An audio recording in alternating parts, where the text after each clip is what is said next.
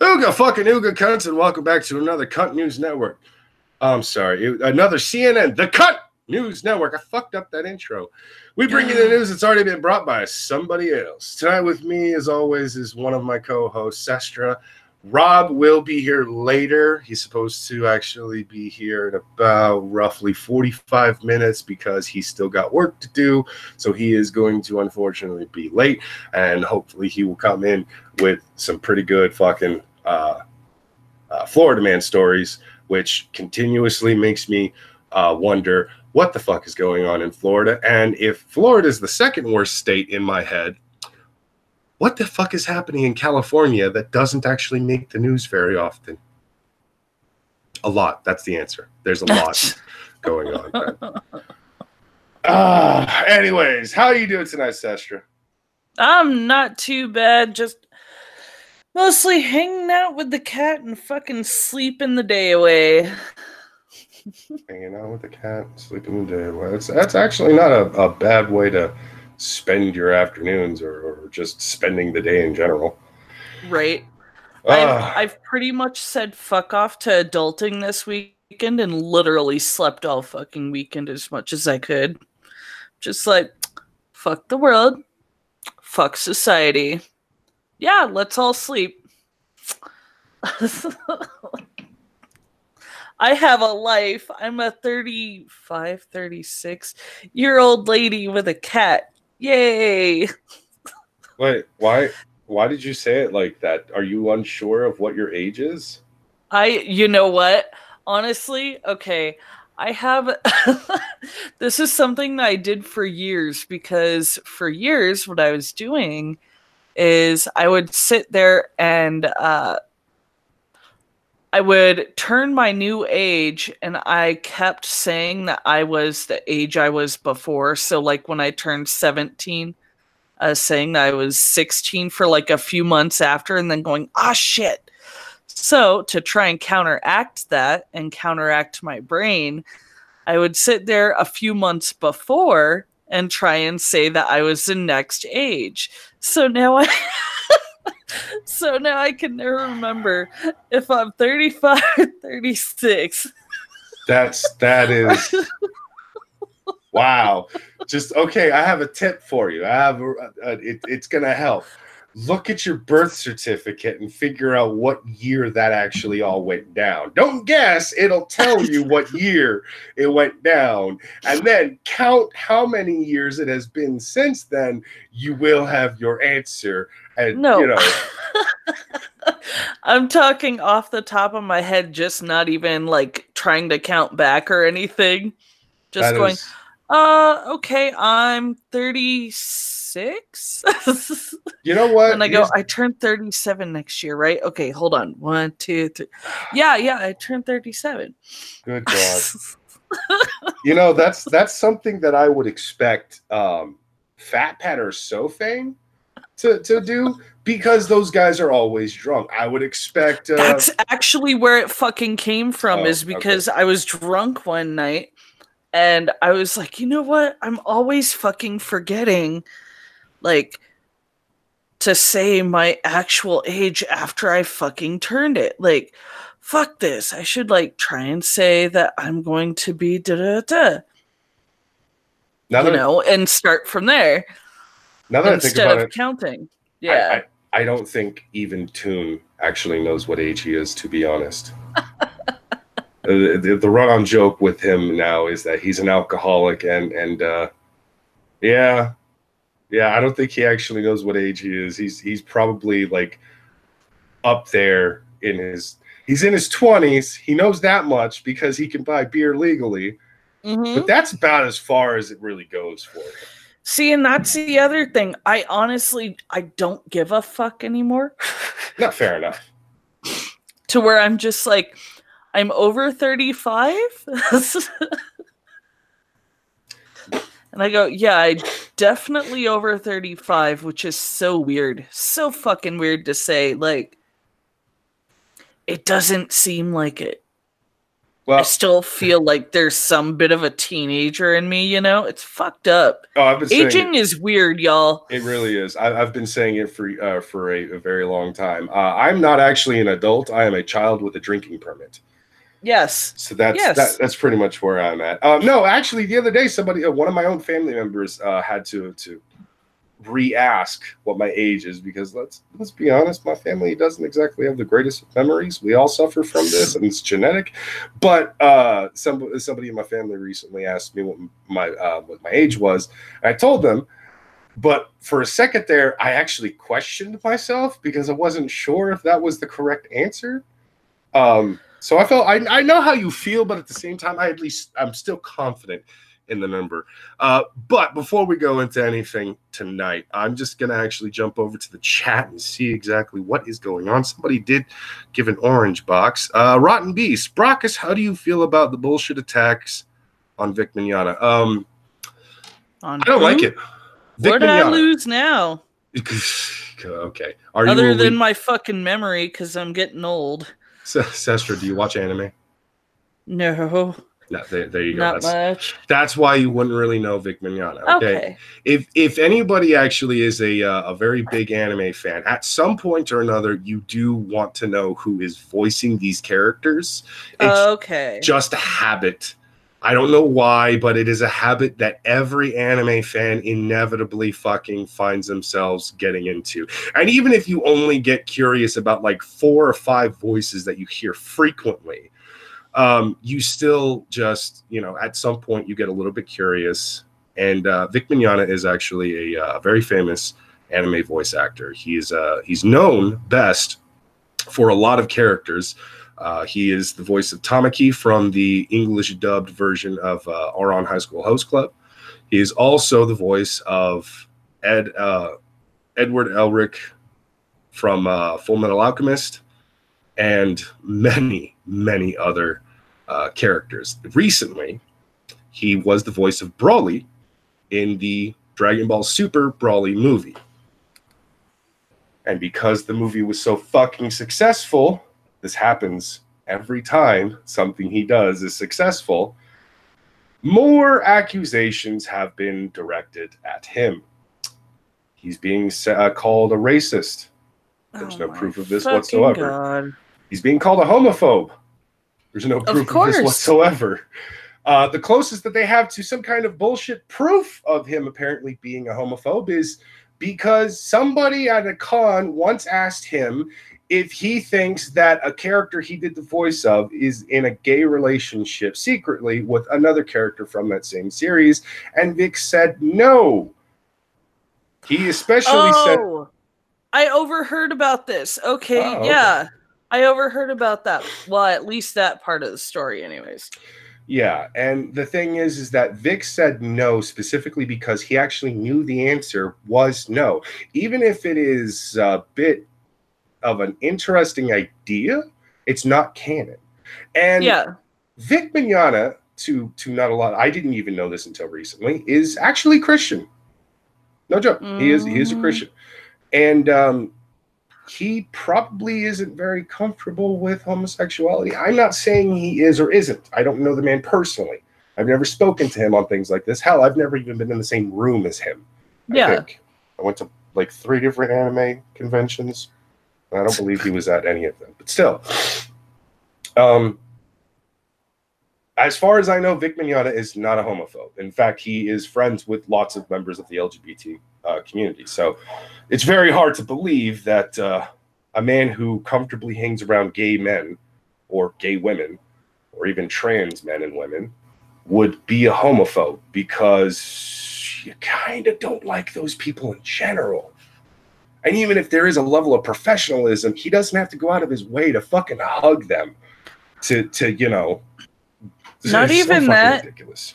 Can I just call out something here? Hey, everybody, beliefs are not equal to actions.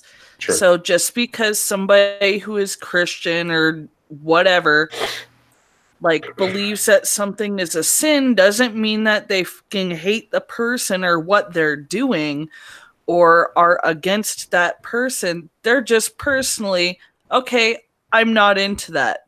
Ta-da! Welcome to Everything in Life. You're just taking it personally. Get the fuck over it. Right. Anyways, as you were saying.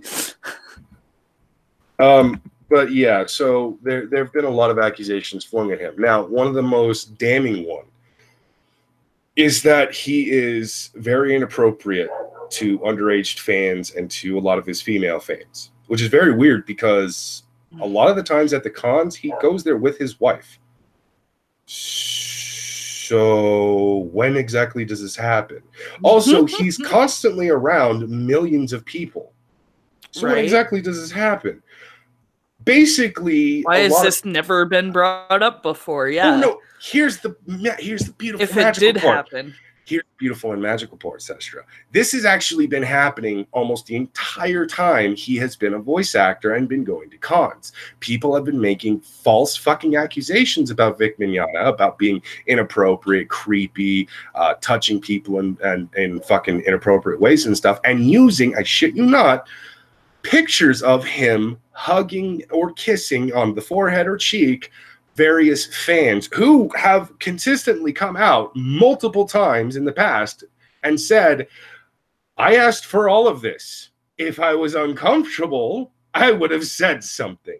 Yeah. Now, don't get me wrong. There have been other people that have actually come out and said things like, I was uncomfortable with this situation and so on and so forth. And hey, you know what? If that's your stance on it, fine, whatever. I'm not going to tell you how to fucking feel if you're uncomfortable, if you think a guy is creepy and shit like that. I can understand why somebody with the way Vic is, his energy levels and shit. Mind you, he's a full-grown adult. He's very similar to us, Sestra, but he's an extremely positive version of a child.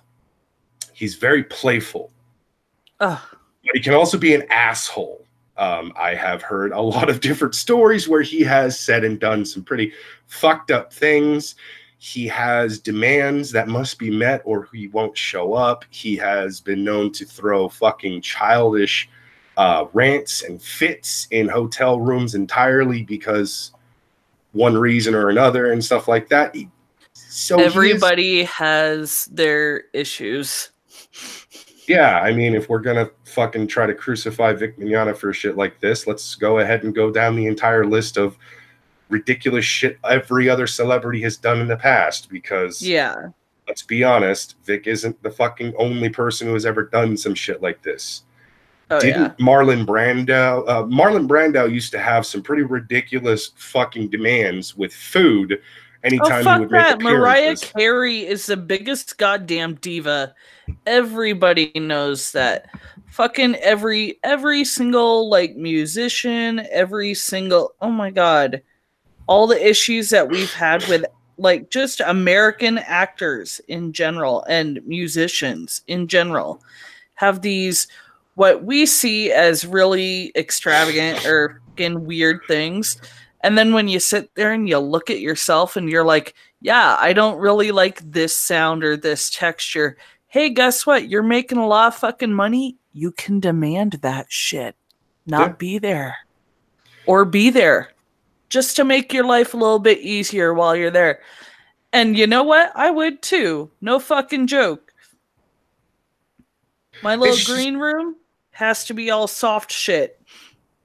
It's nothing like weird fabric. Anyways, I was sick recently, Rotten. I still am sick. I'm actually at the ass end of this fucking cold. I'm sick, so my nose is a bit on the fucking stuffy side. I'm not snorting coke, as far as you know. Today.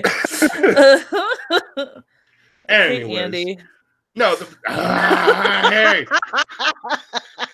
The difference between the two of us is I'm not going to turn around and dox former friends of mine or spread their doxes on a fucking live stream and then act like that's not even a bad thing. Come on. Right.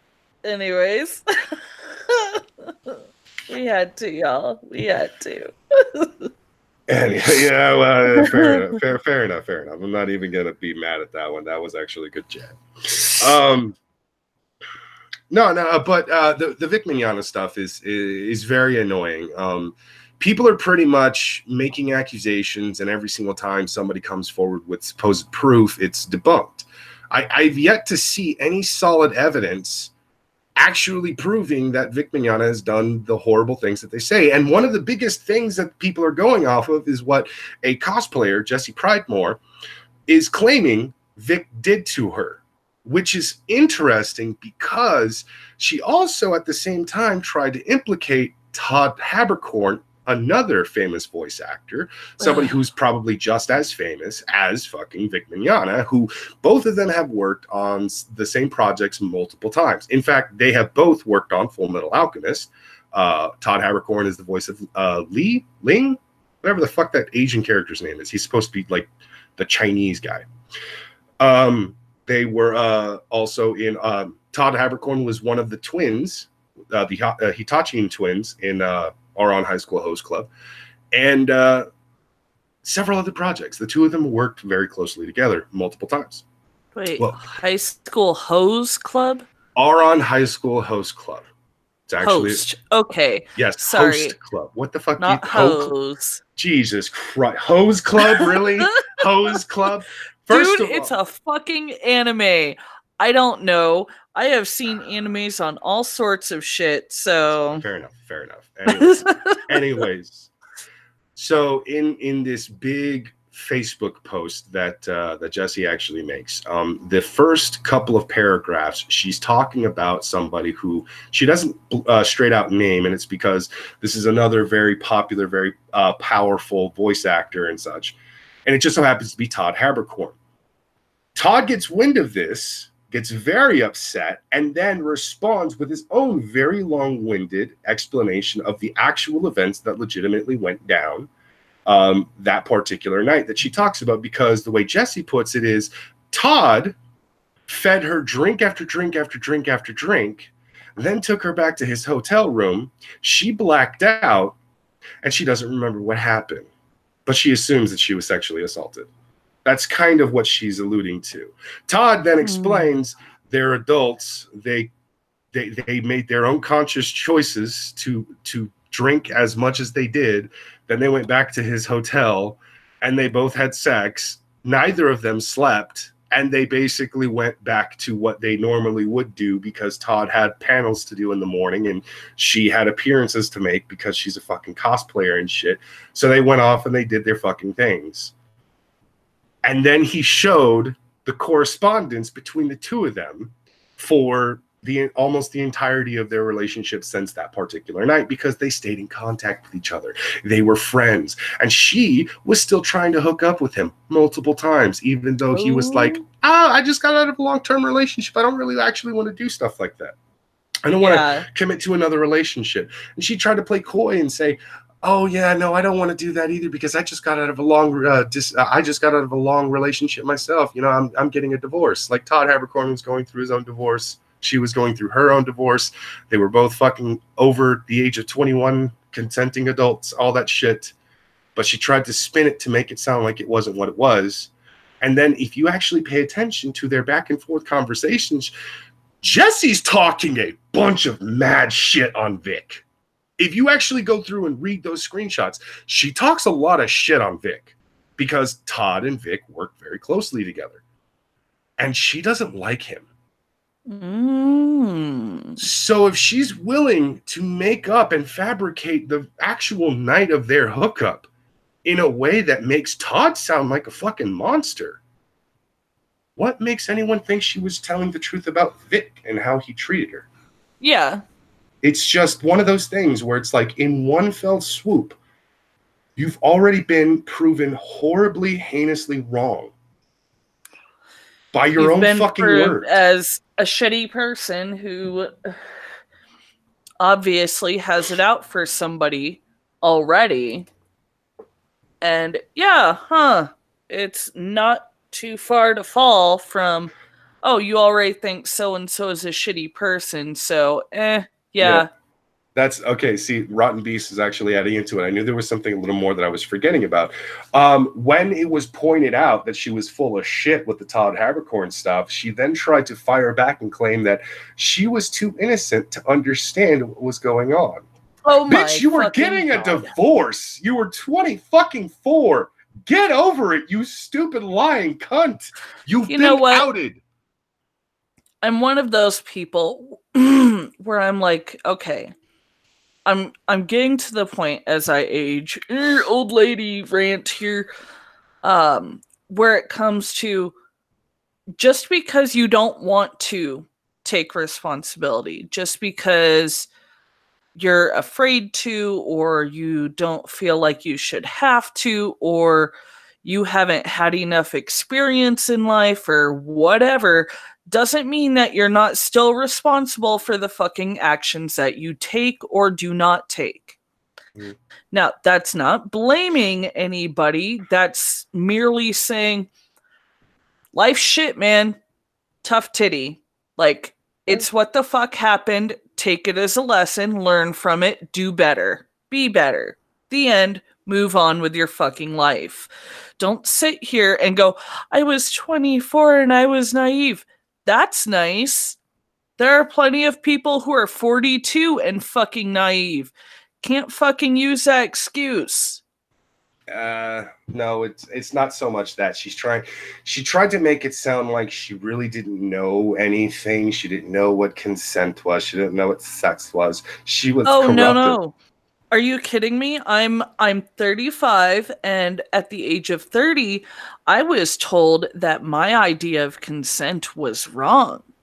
So, believe me, she can totally say that she didn't know that she was consenting because somebody probably told her that that wasn't consent, that was actually rape, or that was actually sexual assault.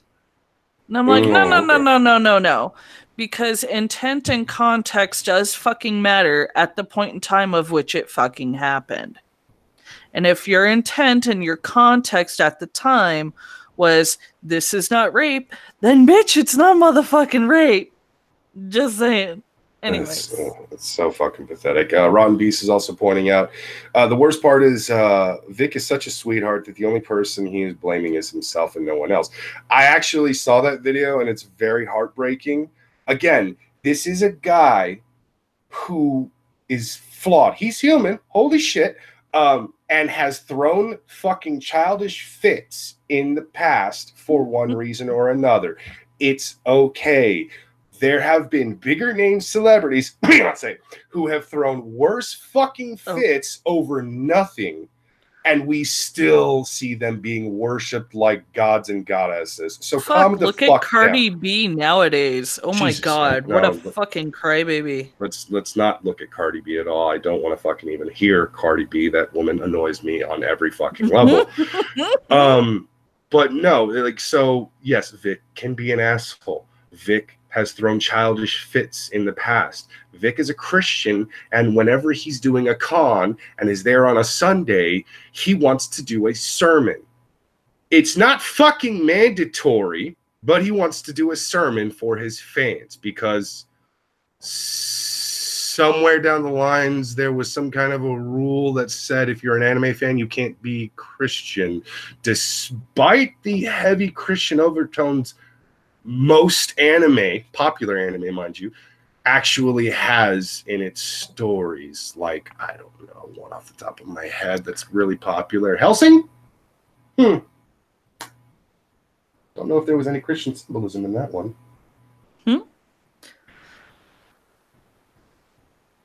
Anyways, no, but like fucking when Vic found out about the newfound shit and he actually started getting fired from pretty much everything. He actually, I think he was at a con or something like that, and he basically broke down in front of his fans. He cried, and he pretty much just blames himself because he got so used to so many fans asking for hugs, for so many fans wanting him to kiss them on the cheek, wanting him to kiss them on the forehead, things like that. That he didn't realize that, like, even though there's 1,000 people out there that want to hug Vic, not everyone does. And it was sad.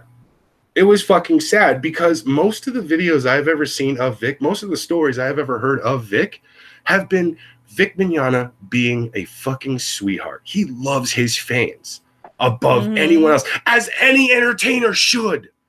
You should treat your fans like they are more important than you are. Because truthfully, without them, you don't exist. Now, of course, don't treat your fans like they're more important than your own family because, you know, the fans can come and go, but your family's forever. That's kind of not how things work. Anyways, you get what I'm fucking saying. Yeah. But we got a Streamlabs. I'm going to go ahead and check out that particular thing. Let's see what we have here. Joseph Curran for $3. If 24-year-old women aren't old enough to consent, they aren't old enough to vote. I agree. Completely agree. That's great. Yes. I'm gonna send this to PewDiePie. He's gonna review it. And 29-year-olds are not fucking allowed to be in Congress. Next meme. That's just what I'm gonna do. We have been stuck on the Vic Mignogna story for a very long time. I do apologize. That was a hell of a fucking appetizer to get to the goddamn main course here. So we're gonna jump into some of our stories. What have you got for us, Sestra? Let's see. I actually do have a couple of silly ones this week. If I can find it. Come on. If I can pull it up. Motherfucker. There we go. 3-year-old boy lost in woods hung out with a bear for 2 days. Pretty sure a few of y'all have already heard about this. Please tell me. Please tell me his name was Christopher Robbins. Please, for the love of God, tell me his name is Christopher. Fuck. All right, continue.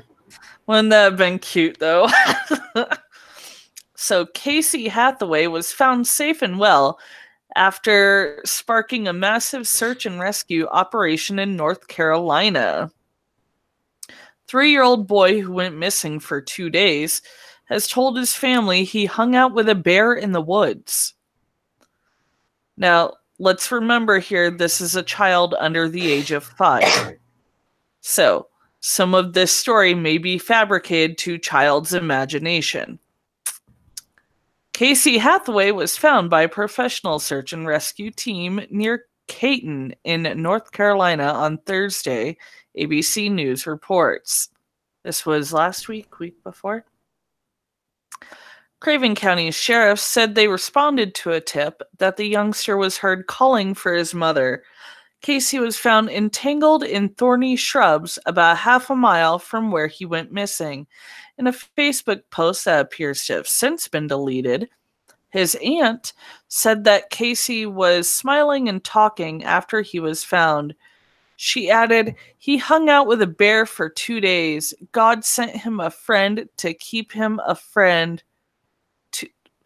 To keep him a friend to keep him safe." Wow, okay, whoever wrote this needs fucking help. Learn English! Yeah, God is a good God. Miracles do happen. Oh, gosh.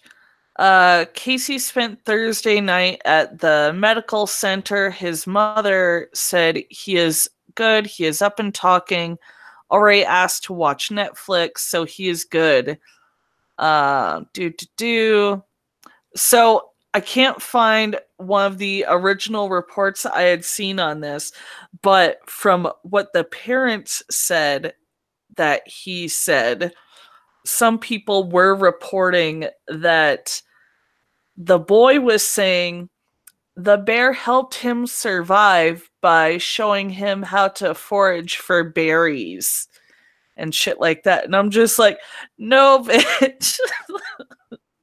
These are black bears, 6 foot fucking tall. Like, that bear, yep, spectacular. The bear just wasn't fucking hungry. Yeah. If there was a fucking bear that you were hanging out with, no. Oh, no.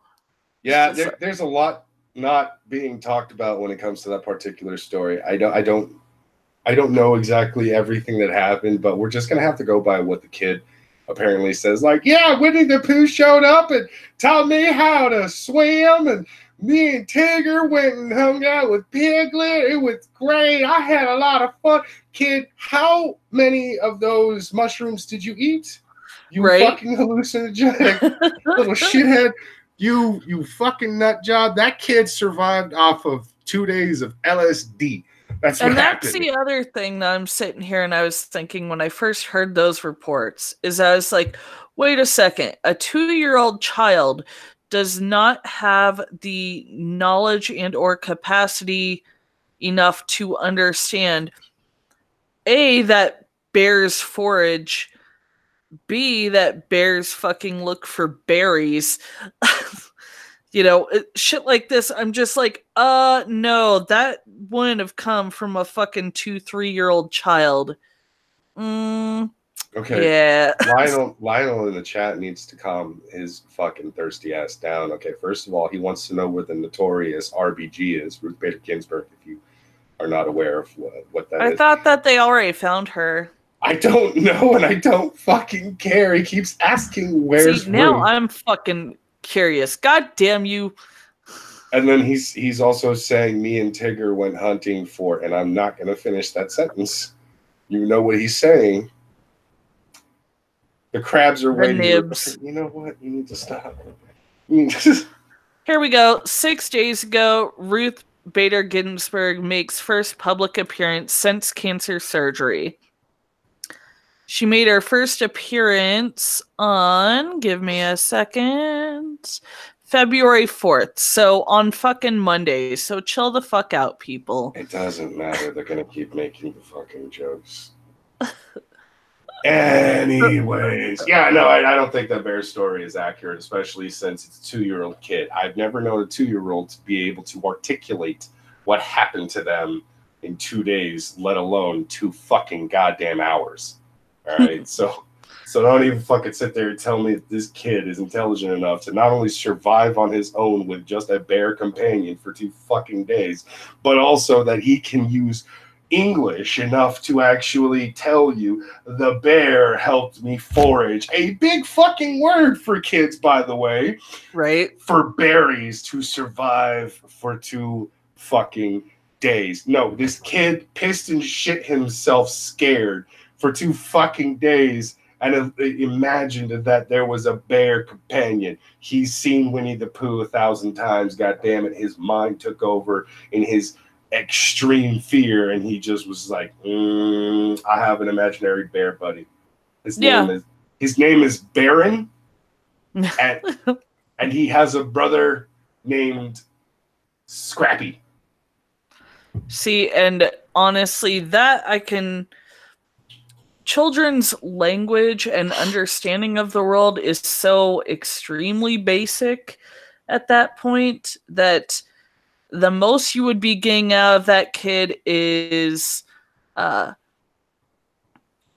God, here we go. Spectacular. The only thing he picked was his nose. Fucking spectacular. It probably his ass too. You never know. He might have, had a bit of a poopy moment.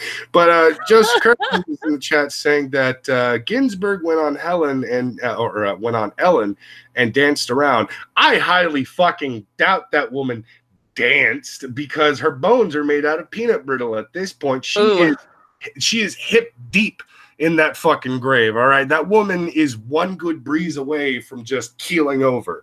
I'm sorry, I don't believe that woman did any form of dancing. Plus, she just got done with, what was it? Something colorectal cancer. There we go. She just got done with fucking, essentially fucking ass cancer, y'all. Like, somewhere along her fucking rectal path, shit was fucked up. She ain't moving them hips, y'all. She ain't moving them hips. I'm apparently good. Oh my god, why are the dogs? Okay, the dogs in the background this time are actually my dogs, and I think it's because somebody's fucking with them. Oh shit. I was gonna say, hey everybody, welcome the dogs. Yeah. They were kind of on earlier.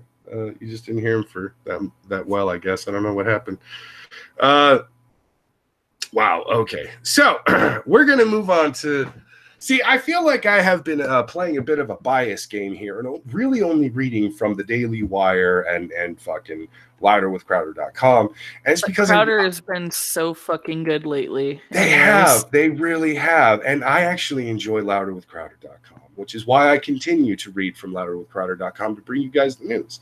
But I've decided to nix Daily Wire this week and actually go with a source I don't trust. And they can go fornicate themselves with a rusty knife for all I care. I have a couple of CNN articles. I fucking despise CNN. I have a couple of Louder with Crowder ones, and I have CNN. But I'm going to go with one of the CNN stories. If you talk about Gavin McInnes this week, I swear to God. I'm not going to talk about Gavin McInnes. Dude, I specifically chose stories that I thought were interesting because of the titles alone. Yay. So this one. Wonder why men send photos of their genitals? Here are some theories. Oh, good. CNN's going to give us theories on why they think. Here's why. Because the second that a man realizes that he can use his fucking dick as a goddamn towel holder when he gets out of the shower for the first fucking time, he's absolutely fucking amazed with his dick. Ta-da! I was going to say some men over in CNN that think that their dick is a divining rod for any pussy that's willing. I'm older than Steven Crowder. Sorry. Go ahead. Just realize this. I feel really fucking old right now. I'm also older than Steven Crowder, but not by much. I'm only a couple of years older than him. Oh my God. CNN. She's sitting in a crowded subway car, zipping through email messages on her phone and minding her own business when it appears a photo of a man's penis. I'm going to have fun over dramaticizing this. Please tell me you're going to talk about the emoji. We might as well have to in a bit because, that's kind of going to have to. We're not going to go into any articles about it, but we'll definitely talk. Okay. Sexting is so commonplace that 88% of participants, men and women, in a 2015 study said they'd done it. Not joking, it's they'd done it. They'd. Proper English in this would have been they have. They've done it. But they went with they'd. It's the intelligence we're looking at. Yes. So common that research psychologist Peggy Drexler wonders if there's even any stigma attached to it. So common that, as we found out last week, even some as high profile as Amazon founder Jeff Bezos said that an outlet threatened to release compromising photos of him. Yes, ladies and gentlemen, one of the richest, most powerful, wealthiest entrepreneurs who started from nothing in his own fucking garage in Seattle, Washington. He sent a dick pic. It was discovered and they tried to use it against him. And his response, if anyone's going to out my penis, it's going to be me. And he sent it himself. Fantastic. I love him. I may hate you at times for personal reasons and professional reasons. But at the same time, Jeff, sometimes you do things like this and I'm just like, well done, sir. Well done. Right? If it's done in a consensual relationship, it, like other sexual behaviors, isn't necessarily harmful. Isn't necessarily harmful. It isn't at all, motherfucker. But anyways. It's not harmful. If it's consensual, it's not harmful. Unless, of course... Even so... Unless a woman sends a picture of her tits and she's feeling very self-conscious and it's that time of the month and the guy just says one inappropriate comment that causes her to lose her shit.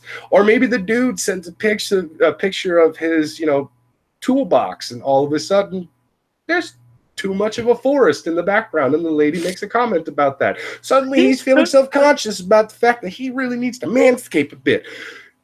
That's the worst harm you can really do is embarrass the other person. But honestly, there's no harm. It's consensual. You've both agreed to send your naughty bits to each other in pictorial form. And now they have an emoji for that. They do have an emoji response for it. It's terrible. Here's the thing. Great. I actually found out, or I thought about it for a while, and even though that emoji is supposed to, be a diss on men and the whole little penis thing, no, you can I also think use it's it against... actually supposed to mean like, when somebody's like going, a little bit. Yeah, it's supposed to be a little bit, tiny thing, that sort of thing. It's like a little bit. Yeah. But at the same time, some people have gone out of control with it and said, it's supposed to represent tiny penis. And I'm just like, that's not really what it's supposed to represent. But I can use that against any woman. I want this emoji so I could use it to anyone who sends me anything I really don't give a fuck about, so I can respond with that emoji. And if they ask me why that emoji, I'm just going to explain to them that's how much I fucking care. Right? Yes. Robert, get your ass in here. But men will often send such photos unsolicited to women. I have several pictures in my phone and on my computer that I will actually send to various women that are unsolicited dick pics. They are Dick Van Dyke, Nightwing, and Richard Nixon pictures. These are the only ones I really send to anyone because it's fucking funny. No, so there's two that I've sent recently to somebody, and actually I did it while he was on live stream. Jeff Holiday said that nobody sends him dick pics. Well, I have his personal phone number because we were hanging out when I was in town, and so I sent him literally a guitar pic that said dick on it. And then he's like, haha, well, even that's not a dick pic, everybody. So then I found a dick pic, but the dick was covered in like nothing but disco ball like glass reflecting rhinestones. So it was essentially like a fucking disco dick. And I sent that to him. So it wasn't showing anything. It was literally just like a rhinestone covered dick, and it looked like it should be at the top of somebody's fucking disco dance hall, just like spinning around. It was hilarious. If I had Jeff's personal number, he would, one, immediately regret allowing me to have his personal number, because I would spam him with so many fucking memes. I don't think he would know what to... You know what? Never mind. It's Jeff. He would love the meme after meme after meme after meme. He would get a kick out of it. Anyways, no, I would eventually send him dick pics. If, like, in joking manner, it's a picture of Dick Grayson, ha ha ha. But then, like, if he made a comment like that, it's like, it's not really a dick pic. I mean, it is good, but it's not really a dick pic. I would then send him, like, a partially censored big veiny fucking cock from like a hentai manga where the only censoring is that one small black strip at the hood. Send the one that Markiplier kept fucking looking at. Something like that. I would send something like that to him and just wait for the fucking response. Like, you're a sick person, that would be like, yeah, yes, I am. Fuck you, Jeff. I don't give a shit. Yep. Then again, I would do the same thing to pretty much any of the YouTubers I actually fucking chat with and such. See, I just harass people online with stuff, and then I use their phone number for like actual contact. I mean, I technically harass Memory every once in a while by sending her fucking puppy videos and shit, but I wouldn't call that like bad harassment. Right. Nah, same. Whenever I know that she's feeling down, I send her cute pictures. I do that to all my friends. So, anywho, as we were saying, dick pics. back to the story. Oh, you fucking ad. Fuck you. All right, back to the story. Oh, men often misperceive a woman's interest. Men just aren't good at gauging the level of a woman's interest in him, says Alexandra. Ocasio-Cortez? No, it's Alexandra, not Alexandria, but it's Alexandra Katehakis. Katehakis? I'm gonna call you fucking. I'm gonna call you AK. AK, founder and clinical director of the Center for Healthy Sex in Los Angeles. Okay. Yes, they're bad at it, she told CNN. Well, she probably doesn't know what the fuck she's talking about, but okay. And the pictures are not welcome. I'm guessing this woman is either over the hill, kind of hefty, maybe slightly unattractive, or she's ridiculously hot and puts too many suggestive Instagram pics on her Instagram. What?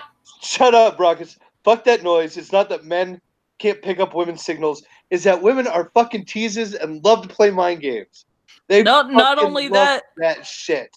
Us women, like, seriously, we do, like, fucking beat around the bush. The second that woman is, like, actually, like, straight and to the point with a guy, fucking gets cross point, no fucking problem. It all works out great. But women can't.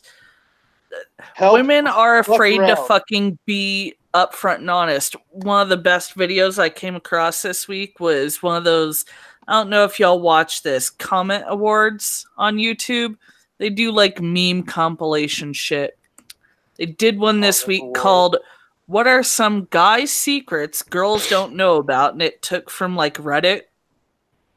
And one of them on there was like, seriously, women, I was working on some chick's car and I was dirty as fuck, and the chick asked me if I'd like to come in and take a shower, and I said no thank you because I didn't bring any clean clothes to change into. Yes, I now realize. It's like, so we really just don't fucking get it, ladies. Just fucking be upfront with us. And I'm just like, yes, yes. It's a really cute fucking video. If you get the chance, everybody, go look it up. Comment awards. What are some guy secrets girls didn't know about? It's actually really fucking cute. Yeah, fair enough. Hey, Robert, welcome. Hey, sorry Robert, about that. I had to finish up some fucking work, and I couldn't make it on time. That's fine. You're here now. My job does not have normal hours, and sometimes I get hit with work unexpectedly that I have to do. Oh, fair enough. Fair enough. Back to the article. Besides AK says, most women aren't interested in pictures of penises at all. This is fucking untrue. Don't you even lie to me. Don't you dare lie to me. They don't care about that tiny penises, the weird penises, the penises that basically every fucking girl would look at and go, penises. Why? You know what? Fuck you, Rob. No. They don't want the tiny dicks. Do you like how I threw the plural? The multiple? Look, I apparently have several. From dicks. A girl, I'll put it to you like this, and this is somebody who's been around since, the start of camming online. Like, we're talking dinosaur camming where it was one photo every 60 seconds. Yeah, no offense. Don't really care to see just your fucking dick or just your fucking dick and balls. Guys, I'm gonna be straight up honest with you. I would much rather see your entire full body. Hold on. Because otherwise, I might as well be staring at a motherfucking earlobe. I'm literally just looking at a fucking piece of anatomy. Give me a full body shot. Totally fucking cool with that. But does a penis have to be excluded from that full body shot? No, that's what I'm saying is, don't give me just a fucking... No, I'm like, don't give me just a fucking straight close-up. She wants that torso. No, box. Not even that. Like, you can sit there and just do, like, from the chest down. That's totally cool by me. But just seeing literally just your fucking crotch, I'm like, I might as well be staring at your fucking earlobe. Why didn't you just turn your camera onto your fucking ear? Every dick looks the same, whether it's cut or uncut. That's the only fucking difference, okay? Otherwise, color, shape, it's all the fucking same. I might as well be staring at somebody's earlobe. Noses all look the fucking same. They're just a different fucking form of the shape. It's just a fucking penis. Okay. Like, Okay. if you give me a full body shot, though, then hey, that's something I can Rockets, go he thinks work the lady with. doth protest too much. I do think that she's going a little too far. Look, okay, fine. You went a little more than just the cock and balls, but at the same time, you're still essentially accepting the dick pic, because if the dick is in the pic, it is considered a dick pic. So Yes. just accept the fact that what I said earlier was still correct. And when I said women actually want to see your dick, they just don't want to see it if it's a fucking micro penis or a weird looking dick or something that, like Actually, a I do, waffle because dick. I find that shit funny as fuck. Okay, now there are Because some it's women. like seeing somebody with a fucking like little micro tail. There are some women out Sorry. there that want to see it then because they want to viciously mock you. Whatever. It's just I still find that to be a lie. Anyways, she goes on to continue saying they're more interested on images of a man's eyes or his butt. I'm not denying this fact, actually. Yeah. I'm gonna go ahead and say that I have seen a lot Yeah. of women more interested in a man's ass than his actual dong.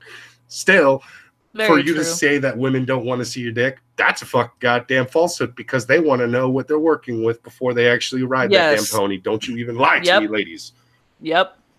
And then, of course, is for the straight women who actually are interested in dick, or the bisexual women who are interested in dick. If you're a full fucking lesbian and you just want a ham sandwich, then by all means ignore those dick pics, because why would you be interested? Yeah. Unless it's, hey, do you want to make a mold out of this? Sure. Yeah. That's it. Yep. Yep. Joe Court, a relationship and sex therapist in Royal Oak, Michigan, makes the some point most men really have thought that women would be open and wanting to see a penis picture, and that it would make them sexually aroused. Of course, for most women, it doesn't happen. I mean, if you're trying to enjoy your Starbucks, pretty sure you don't want to get a random dick pic from some rando on the internet just because you posted a picture of yourself in a fucking two-piece bikini on Instagram. Yeah, Not again, something- I can always put in my like spank bank for later, even if I'm in the middle of something. Fair enough. Ignore me. I'm a perverted broad. Hashtag Old screenshot. lady. I love this next segment's fucking title. They're attached to their private parts. Well, I certainly hope so. Right? New York psychotherapist Jeanette Stern said this misperception is also fueled by men's attachment to their private parts.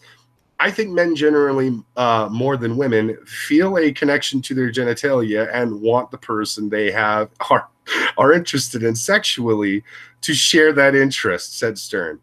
I do think that men perceive this as being more pleasurable to the recipient than it often is. Okay, let me just go ahead and point out, when we sit down, walk, stretch, or anything physically, we are conscious of our cock and balls because they are always there. And the slightest bad movement, wrong sit, or thrust will cause Once they drop, you learn excruciating pretty pain. quick to keep those in the back of your mind at all times. Yeah, like when like- you're a kid before puberty, you don't really give a fuck. Like the only reason that you notice your penis is there is because you got to take a wee-wee. That's it. That's it. That's all. But once your balls have dropped, we are constantly aware of its existence. And we are doing everything we can to protect our best friend. Please tell me more. I find this extremely entertaining. I actually do. For thick-thighed men, be it because of extreme muscular fucking thick thighs, like, you know, some black guy, he's a thick boy, and it's due to a lot of heavy lifting. That butt, though. All right. He's a black dude, so yeah, he's probably gonna have an ass. I don't, Derek, not objectifying you, but totally objectifying you if you ever hear this. I have never actually objectified Derek just because of the fact that, like, I don't know, he's a tiny man, and I honestly just want to be friends with the dude. I have no sexual desires for him. But whatever. Anyways, no, but like, so he's okay. got. You'll be my in. Fair enough. He's got the thick thighs because of muscles. I have thick thighs because of a combination of muscles from football as well as I'm fucking fat. Yep. So the two of us would both have to sit down in any fucking chair with our legs a little bit spread out because otherwise we're gonna hurt ourselves. Oh, Brogus, don't hurt yourself now. I can't help it. Sometimes it just happens. All right. There are going to be times, especially that I'm getting older, where there is no avoiding it. I'm going to sit on my balls one of these days. Sorry, you're gonna have old man balls. I'm gonna have old man balls, and I'm gonna sit on them. I'm gonna be very upset when that day comes. Tidy whities are a thing for a reason, y'all. Like nobody actually likes them, but that's why they exist. Just so y'all know. Yeah, kinda. That's not the actual reason, but that's kind of why they exist. Anyways, they may get a thrill out of it. Is the next segment, and I'm just thinking to myself, if you have never masturbated, then you need to shut the fuck up. All right, everybody gets a thrill out of their genitals. Yep. Some men get a rush from sharing photos of their sharpening. Where the fuck did I get that? Of their private parts with complete strangers. AK, the clinical director says, they often do it through what's known as cyber flashing. Who in the fuck is taking a picture of their junk and just sending it to randos on the internet? Like, hey, you want to see my dick? Ah! Plenty of people. Have you ever heard of oh god, it wasn't yeah, there's Chatterbait, but what was the other one? Oh, Chat Roulette. Oh, Chat Roulette's just fucking poisonous. Don't ever go there. Man, that place was fucking hilarious back in the day. Me and a couple of friends decided to check out fucking Chat Roulette because one of them was convinced we'd see titties. We never did. And the other one thought it would be fucking hilarious. So I just sat there with them watching as they fucking went around. And we kept having to cycle out. We would change it. No one was really jerking off or anything. But there was this one dude who was apparently on Chat Roulette just so he could make fun of fat guys. Because as soon as he fucking clicked on us, that's all he did was sit there and make fun of me for being fat. And I was just like, well, that's fucking rude. That's just weird. I wasn't actually hurt. I didn't give two shits because he looked like one of those douchebags from Jersey Shore. And I'm just like, you got a tiny dick, don't you? Like a fucking marble set down in your pants. Aww. It didn't matter. True though. Yeah, no, it was just really fucking weird. And I got mad at my friend at one point because he legitimately was upset that there were no guys trying to jerk off on Chat Roulette. I'm like, what the fuck is wrong with you? Why did you want to see that? So then you can sit there and make fun of them. I guess. I don't know. It was fucking It's weird. Funny, though, because the second they think you're a guy, they fucking click off you quicker than shit. Because you can sit there. I don't know if people know this at all anymore, but way back in the day, even back in the fucking old days, you could sit there and broadcast, right? You can broadcast your image to be somebody or something else, even back in the fucking old days. And this was before it was well known that you could do it. And so every time that I would go on Chat Roulette, I'd always have a picture of a fucking guy or some like really ugly fucking broad. Because I'm like, nah, if you ain't fucking into talking to me for me, fuck you then. All right. And yep, the second that they saw some dude's face, automatically click to next. I'm just like, aw, that's sad. You aren't even bi or gay? Okay. Oh, right. I won't talk to you unless you're interested in some kind of guy. No. I'm not going to actually read any more of these goddamn, like, go into details with them. I'm noticing there's a lot of fucking little segments, and I just want to read them off so we can get done with this fucking article. In some cases, it's born of hostility. Who is aggressively sending dick pics? Who? Rob, are you out there aggressively sending dick pics to people? You can't prove anything. All right, I'm not going to even attempt to prove anything. I'm just going to enjoy the ones I got from you yesterday. You're very welcome. It may be about dominance. I don't know how you can dominate people by sending them fucking pictures, but okay, that's weird. It depends on the size of your dick. I suppose, like any... Do you got a fucking warhammer in your pants? It could be a threat, I suppose. I don't know.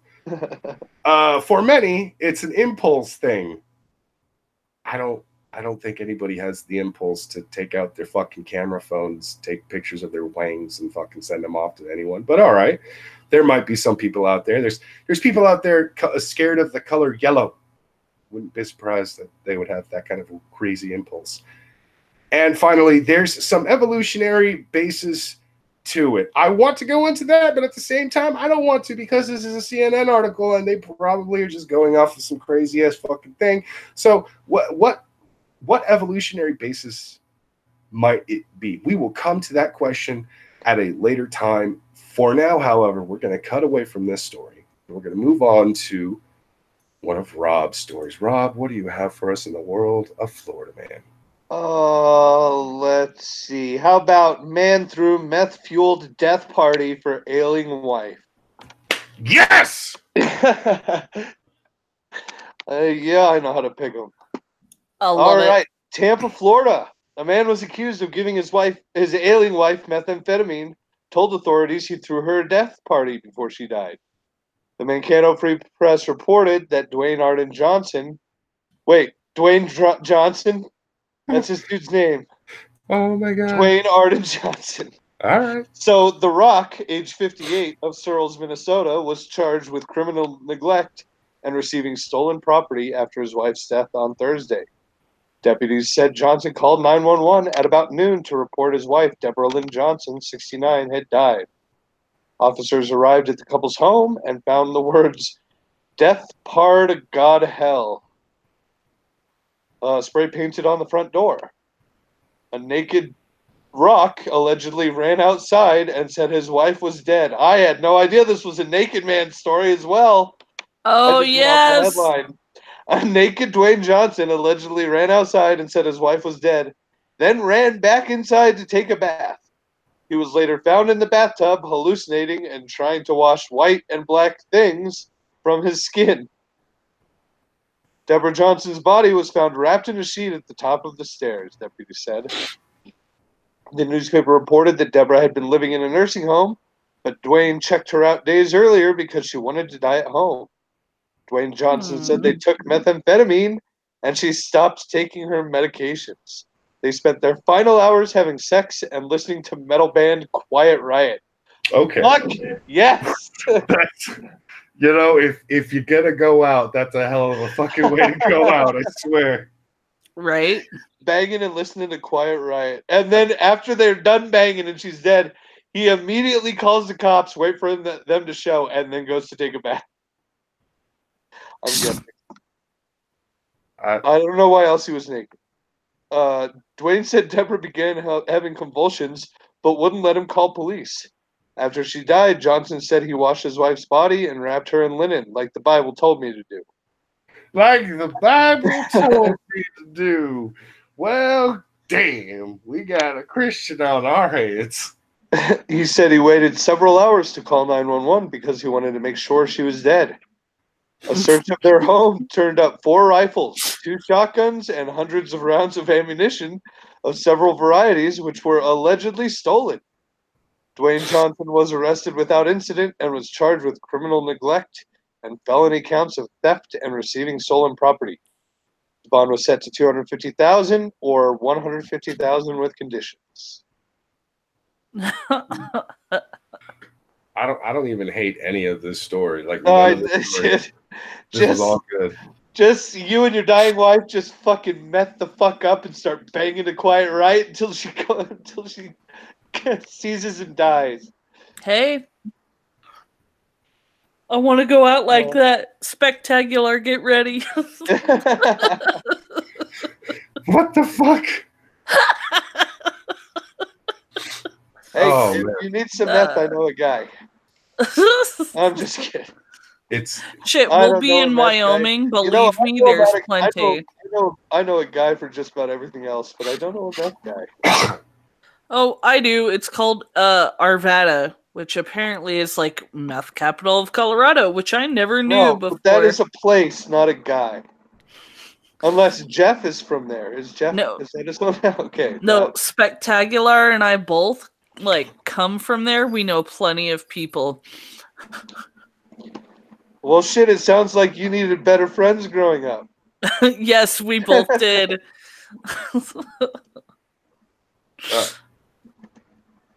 I don't even know where to begin with. Don't do it. That's all I really got is to don't do it. Because learn from this couple's, I guess, mistake. I don't know what to fucking do with that.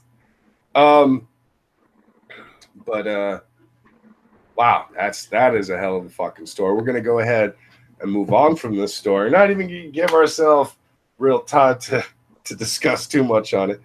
What's there to discuss? The dude's a fucking legend. He is. He truly is a legend. He went out. His wife went out like a motherfucking boss, and he was the one who helped her do it. Yep. Legend. So we're gonna Wild move on. Fox is asking if we covered that story last week. No, we did not have a show last week, Wild Fox. Yeah, we did not. Unfortunately, last week was another one of those fucking things where shit just did not work out. Both myself and Rob were actually preoccupied elsewhere. So we were unfortunately unable to do any kind of show last week. So we're going to go ahead and move on to another one of Sestra's stories. Sestra, what do you have for us in the realm of feel good? Oh, Florida resident kills 2 men who were attempting home invasion. How's that for a Florida story, motherfuckers? All right. I mean, see, sure. a feel good coming out of Florida. Did y'all ever expect that shit? Yes, we just heard one. What the fuck? Well, I am guessing that it wasn't a white guy who killed some black people breaking into his house, because I'm suspecting we would have heard the fuck out of that all over the news if it was. Yeah, true. Yeah. Probably just 2 white dudes. Didn't that actually happen recently? And there was that happened in Britain where some guys broke into an old guy's house, and he ended up taking a knife away from one of them and killing one of them, and the other one got stabbed but ran out into the street. And then there were protests outside the guy's house saying that he was protesting against him for defending his home and his wife. And last year. Yep. It was fucked up. Yep, and the cops weren't even protecting the guy or keeping people away from his house or nothing. Yep. Fucked up shit. Yep. But in Florida, apparently there's a stand your ground law, which thank God for those. Y'all, seriously, if you don't live in a state that allows you to fucking protect your home and or property, get the fuck out now. 2 men, one of whom had a gun, were shot and killed by a Florida homeowner in an apparent act of self-defense after the resident caught the duo trying to break into his Titusville home Thursday, officials said. The Brevard County Sheriff's Office said the incident happened around noon, with one of the men dying at the scene and the other pronounced dead later at a hospital. Damn.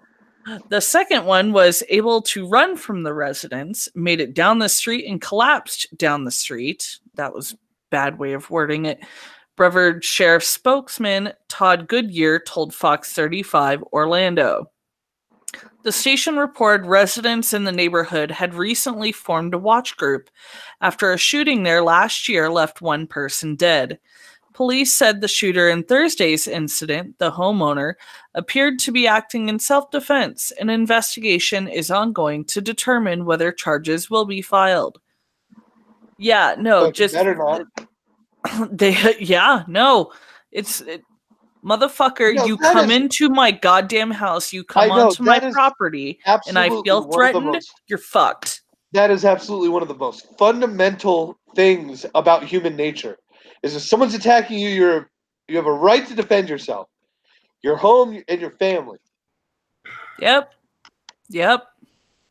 And I'm sorry, the second that you come onto my property or cross my fucking threshold and I feel threatened, I have every fucking right to fucking shoot you point blank in the face dead. Period. Period. I came if back I feel to threatened, a weird and awkward moment. I'm just like, nope. I feel threatened. You're fucking dead. Ta-da! Ta-da. Well, that's a good story about two dead folk. Uplifting. Very, very much so. Fair enough, I suppose. What do you got, Brockus?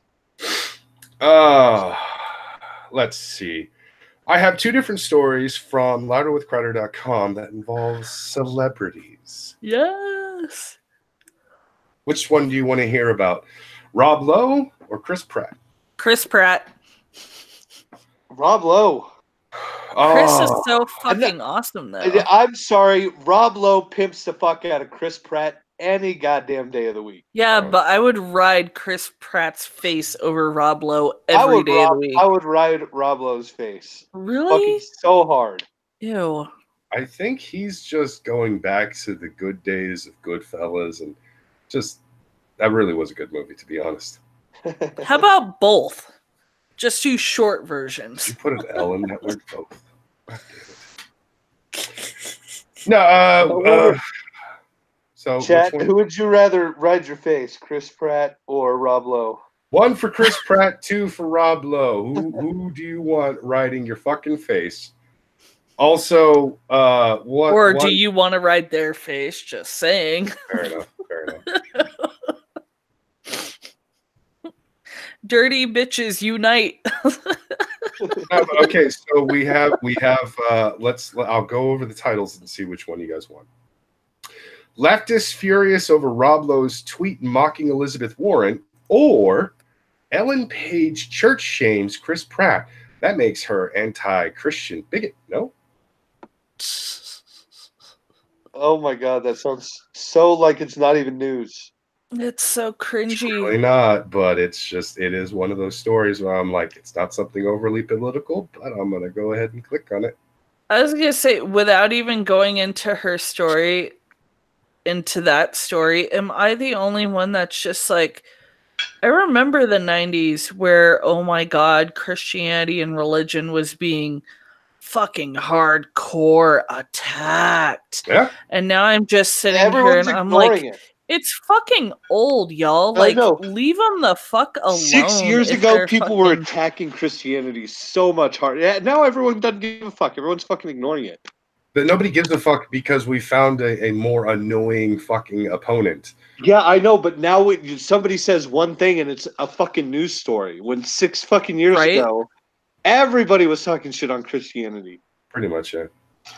Well, since we're going to go ahead and go, I'm actually going to save the Rob Lowe story for later because we're going to go into this Ellen Page one. Ellen Page, an openly gay and overrated actress, tweeted, by the way, this is written by Courtney Kirchhoff. Once again, my favorite. That is part of the article, overrated? Yes, this is Courtney Kirchhoff. I liked her in Super. I didn't. You didn't like her in Super? No. She was a little rapey in that movie, but she was a little off the wall, and I thought she played that well. Truth be told, little unhinged. Truth be told, I used to like Ellen Page, and then I kind of went back and watched some Ellen Page movies, and I just didn't like it anymore. I am a big fan of how she died in that movie too. Fair enough. Anyways, Ellen Page, an openly gay and overrated actress, tweeted in this in response to Chris Pratt's interview with Stephen Colbert, an alleged Catholic that plays in later. Well, wait, hang on. An alleged Catholic? You either are or you aren't. Well, I know, but alleged makes it sound like being Catholic is,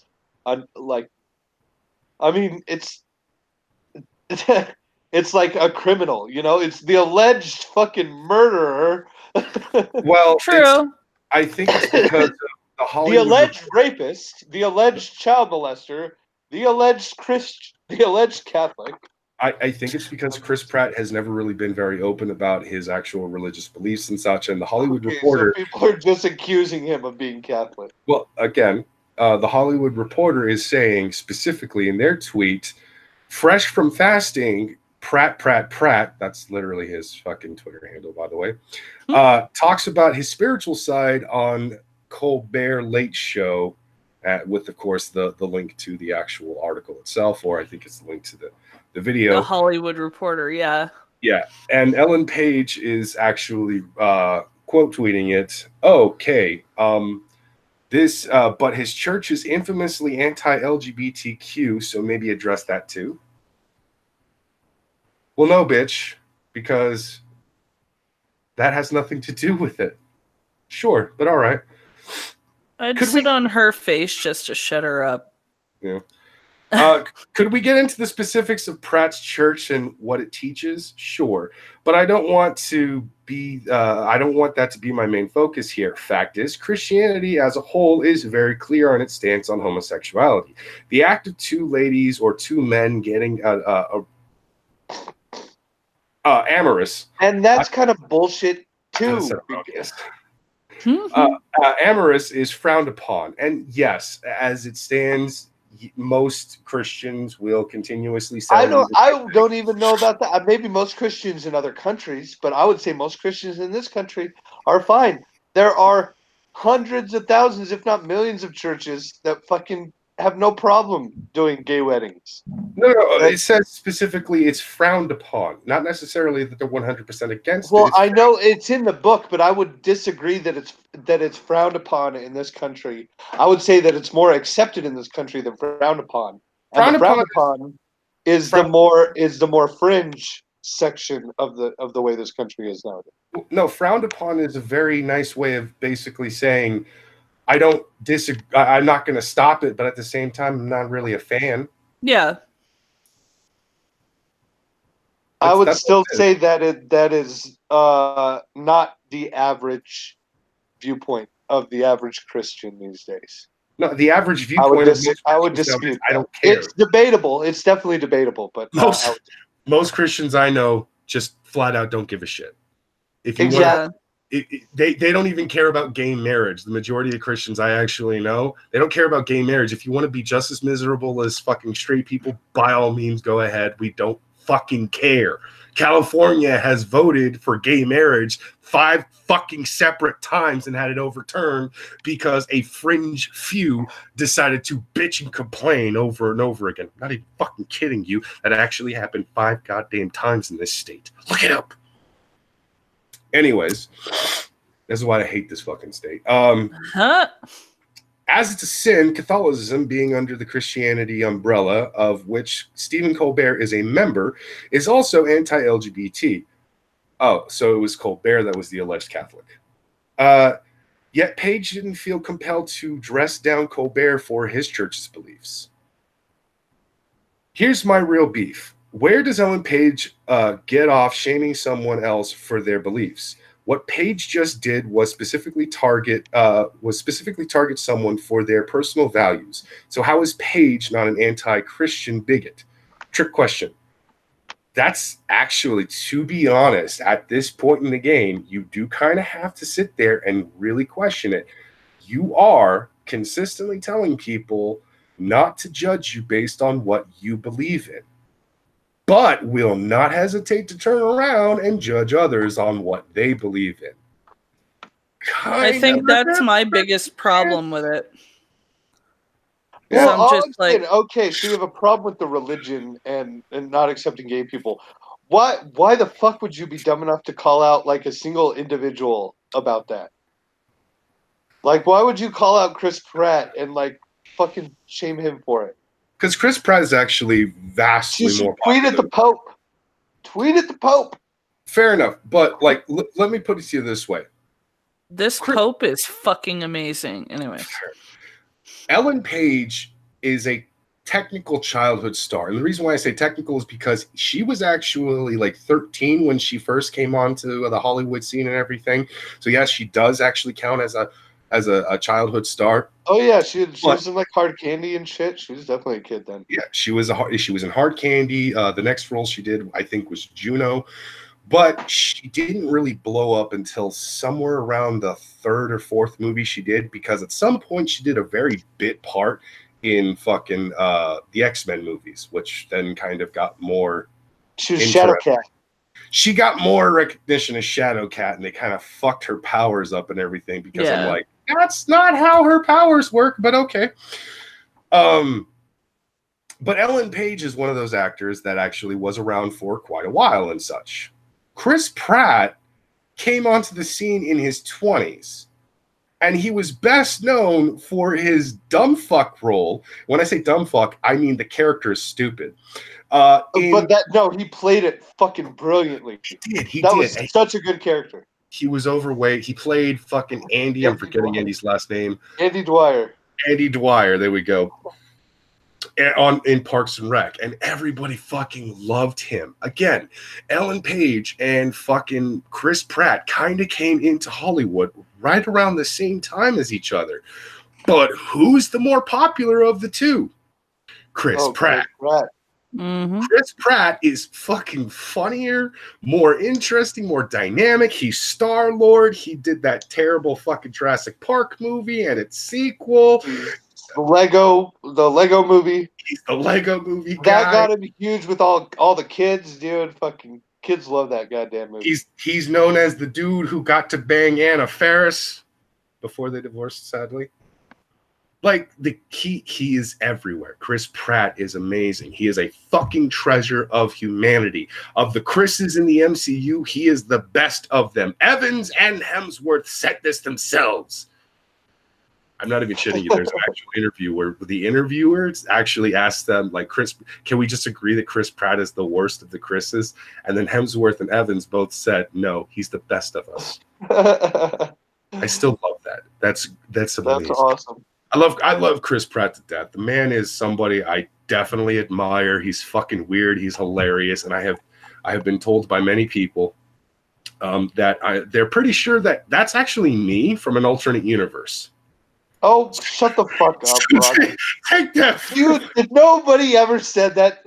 No, Fucking actually. Things that never happened for 500, Alex. No, I'm actually not shitting you. I don't want to go into the story. I will with you off air, but like okay. that actually has been told to me on more than one occasion. But like I said, I'll get into it later. Anyways, fuck. Abrupt narrative shift alert. Fair is fair, Ellen Page. If you want to criticize Chris Pratt for what he and his church believes, then we can shame you for your beliefs. Plot twist, bitch. If you think anyone who disagrees with your lifestyle is somehow deserving of your ire, then why can't we turn the judgment mirror back on you? So that'd be harassment. That'd be fucking harassment, dude.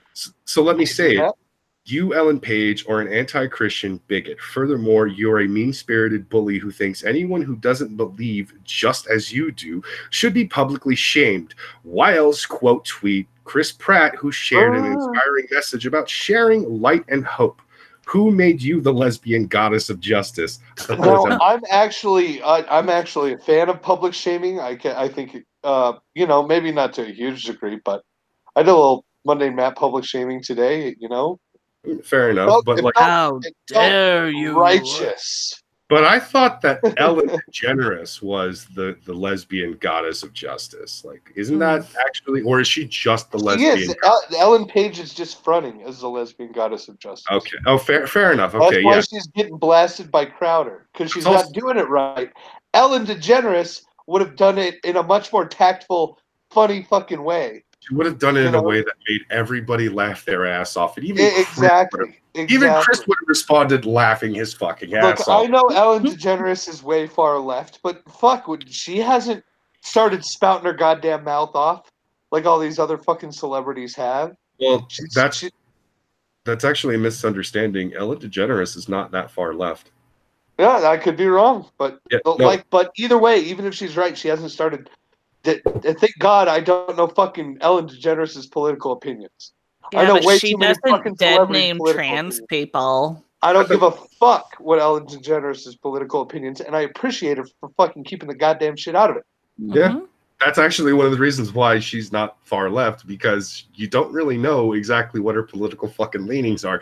Ellen is not very political. When she is political, it's brief, and it only has relevance a little bit in her fucking comedy, which is supposed to be completely irrelevant to your daily life. It's just shit that Ellen goes through. It's fucking hilarious. By the way, if you haven't seen her latest stand-up special, Relevancy, or something like Relatable, that's what it was. Relatable. Watch that. I heard it was pretty good. It is actually pretty good. She is funny. She is funny. The first half had me fucking cracking the hell up, especially when she gets funny female comedian. Right. When she gets to her discussions on aspirin. And her family's, feelings towards medications and stuff like that. That shit was fucking hilarious. The first 5 minutes of her show was also ridiculously funny, because once you figure out what she's doing, it's funnier than originally thought. I swear, I was just like, oh my God, that's fucking cool. Anyways. And I'm jealous. I always thought Portia de Rossi was fucking so goddamn hot. Fair enough. Right. Her fart box tongue punched by Ellen DeGeneres. I don't.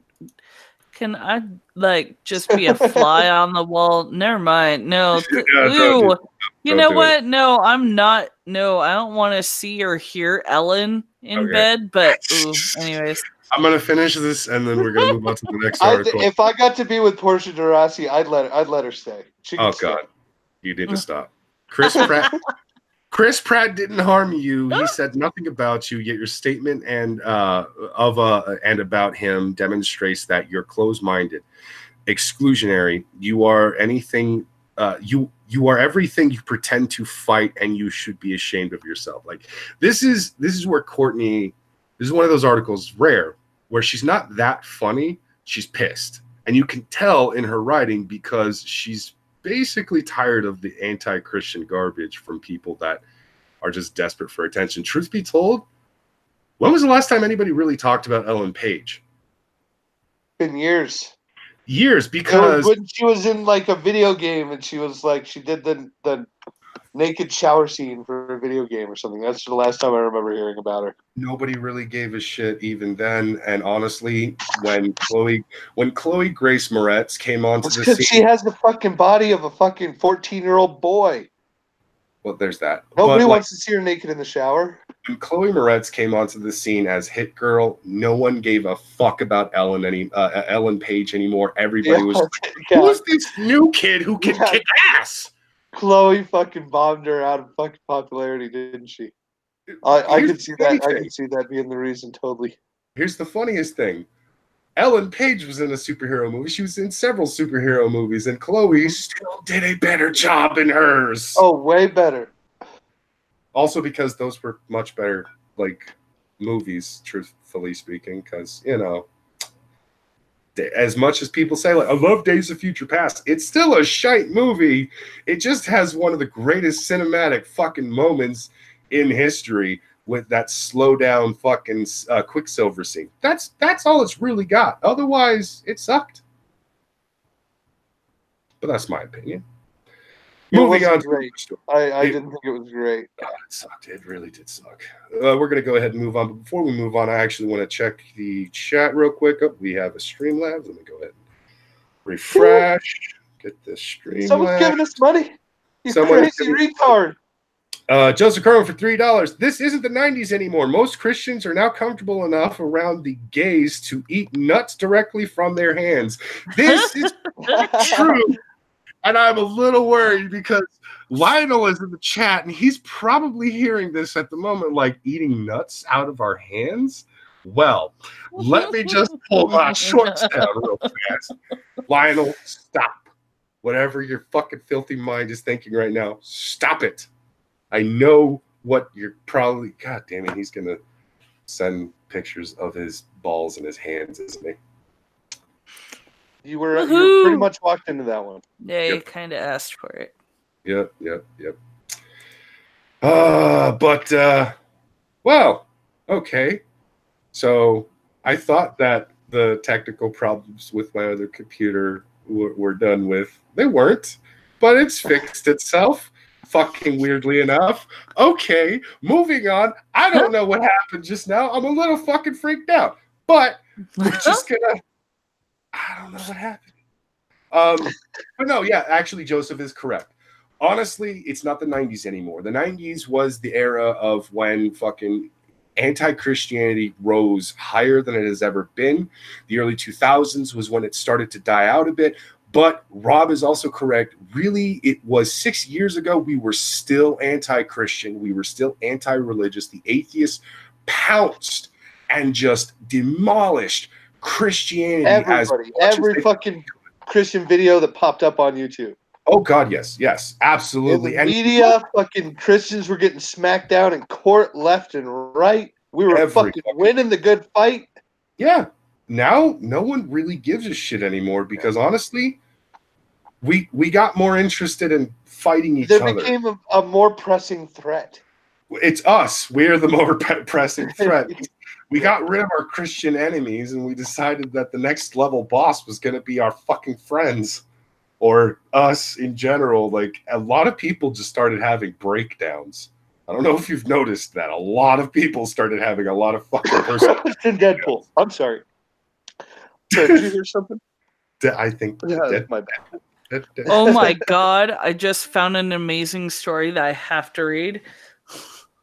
Go ahead. Okay. No, read it. If it's amazing enough to interrupt us. Sorry. Proceed. No, I'm just fucking with you. Joseph Kerwin in the chat is saying Christians were kind of pricks in the 90s, or maybe I just think that because I was at a Christian school. No, actually, Joseph, you're not incorrect. Truth be told, in the 90s, I dealt with a lot of dickhead Christians. I dealt with a lot of those fucking asshole Christians growing up as a kid in the 90s. Where they would tell me fucked up things like, you're going to hell because of blank reason. You're going to hell because of this reason. Going to hell. I was genuinely terrified of the concept of hell when I was a kid. So whenever somebody actually told me that I was going to go to hell for this or that, or somebody in my family was going to go to hell, I freaked the fuck out. Well, see, that's I think that's one of the main reasons subconsciously why we switched targets from Christians is because we all understand that, like most Christians, the bread and butter Christian is just brainwashed from birth, and he's just got a wrong mind. But they're good people. They're just they have a cognitive dissonance. But but SJWs, you know, we got Antifa fucking attacking people. We got actual fucking like segregation coming back. We have the SJWs have turned people doing evil shit, actual evil shit. In the real world, in the physical real world, not just telling people about hell, which is bad, but you know, like the SJWs went the way of that fucking weird psycho, like fucking fundamentalist religious group that goes to the funerals of gay people and military people. SJWs went that fucking way, and the Christians actually went more towards the middle of going, yeah, we're not as crazy as those motherfuckers going to the fucking funerals and shit. So we're just gonna stay away from that shit. I don't care if you fuck somebody that I'm not into. That's okay by me. And part of it is I started to agree with some of the Christians at some point. I used to laugh. I've said this before about the gay agenda. Mm-hmm. And now I don't believe everything about the gay agenda, but you have to admit that there is a fucking push to sexualize children in the mainstream media right now. I mean, like, holy fuck! And so I agree. Like, my mind has been changed about that, and I agree with Christians about that now. It's fucked up, Rob. I did the exact same thing. I used to laugh like the gay agenda. That's so fucking stupid. The gay agenda. Here comes Desmond. Yeah, taking a picture with a naked tranny. Yeah. See, and I don't think that there's necessarily a freaking gay agenda. I think what it is that we've become so open and accepting of sexualities and sex in general, just in general since the 60s, that it's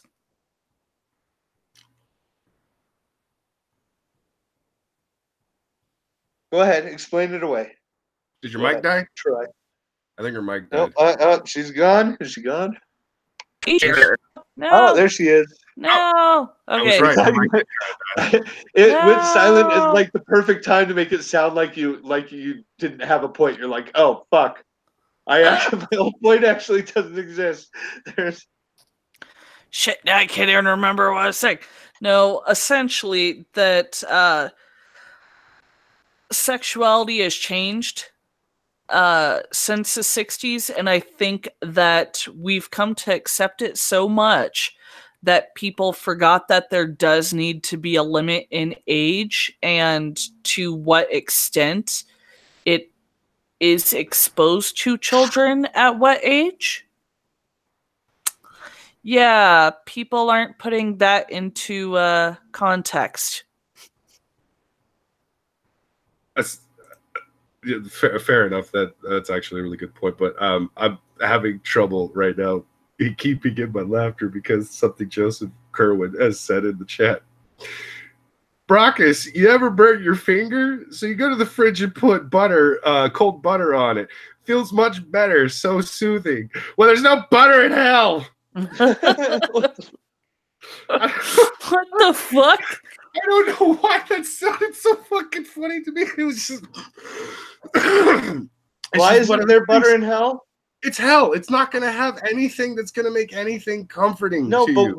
wouldn't butter be included in somebody's version of hell in some way? Yes, a bulimic or anorexic chick, or quite possibly. So there's butter in hell. That's all I'm saying. There's butter in hell. Yeah, if only there for the purposes to torture people who, like, that is their version of hell. That is their worst thing. Is something involving butter. I'm a very health conscious vegan. Butter made from the fat of animals? No! Just shove it down. Nom nom nom nom nom. Yeah, no, but I do agree. Like, in all honesty, Sestra, like, I don't give a flying fuck what your sexuality is. As long as it doesn't involve kids, I'm fine. I'm even willing to allow you to fuck animals, you sick, degenerate fuck. So long as it's like, so long as the dog is either backing up into it or is mounting you. Cool. In my eyes. I'm looking for some kind of consent, even from a bestiality point of view. But honestly, the more I think about it, the more I want to vomit. And I almost did, actually. Yeah, it's like...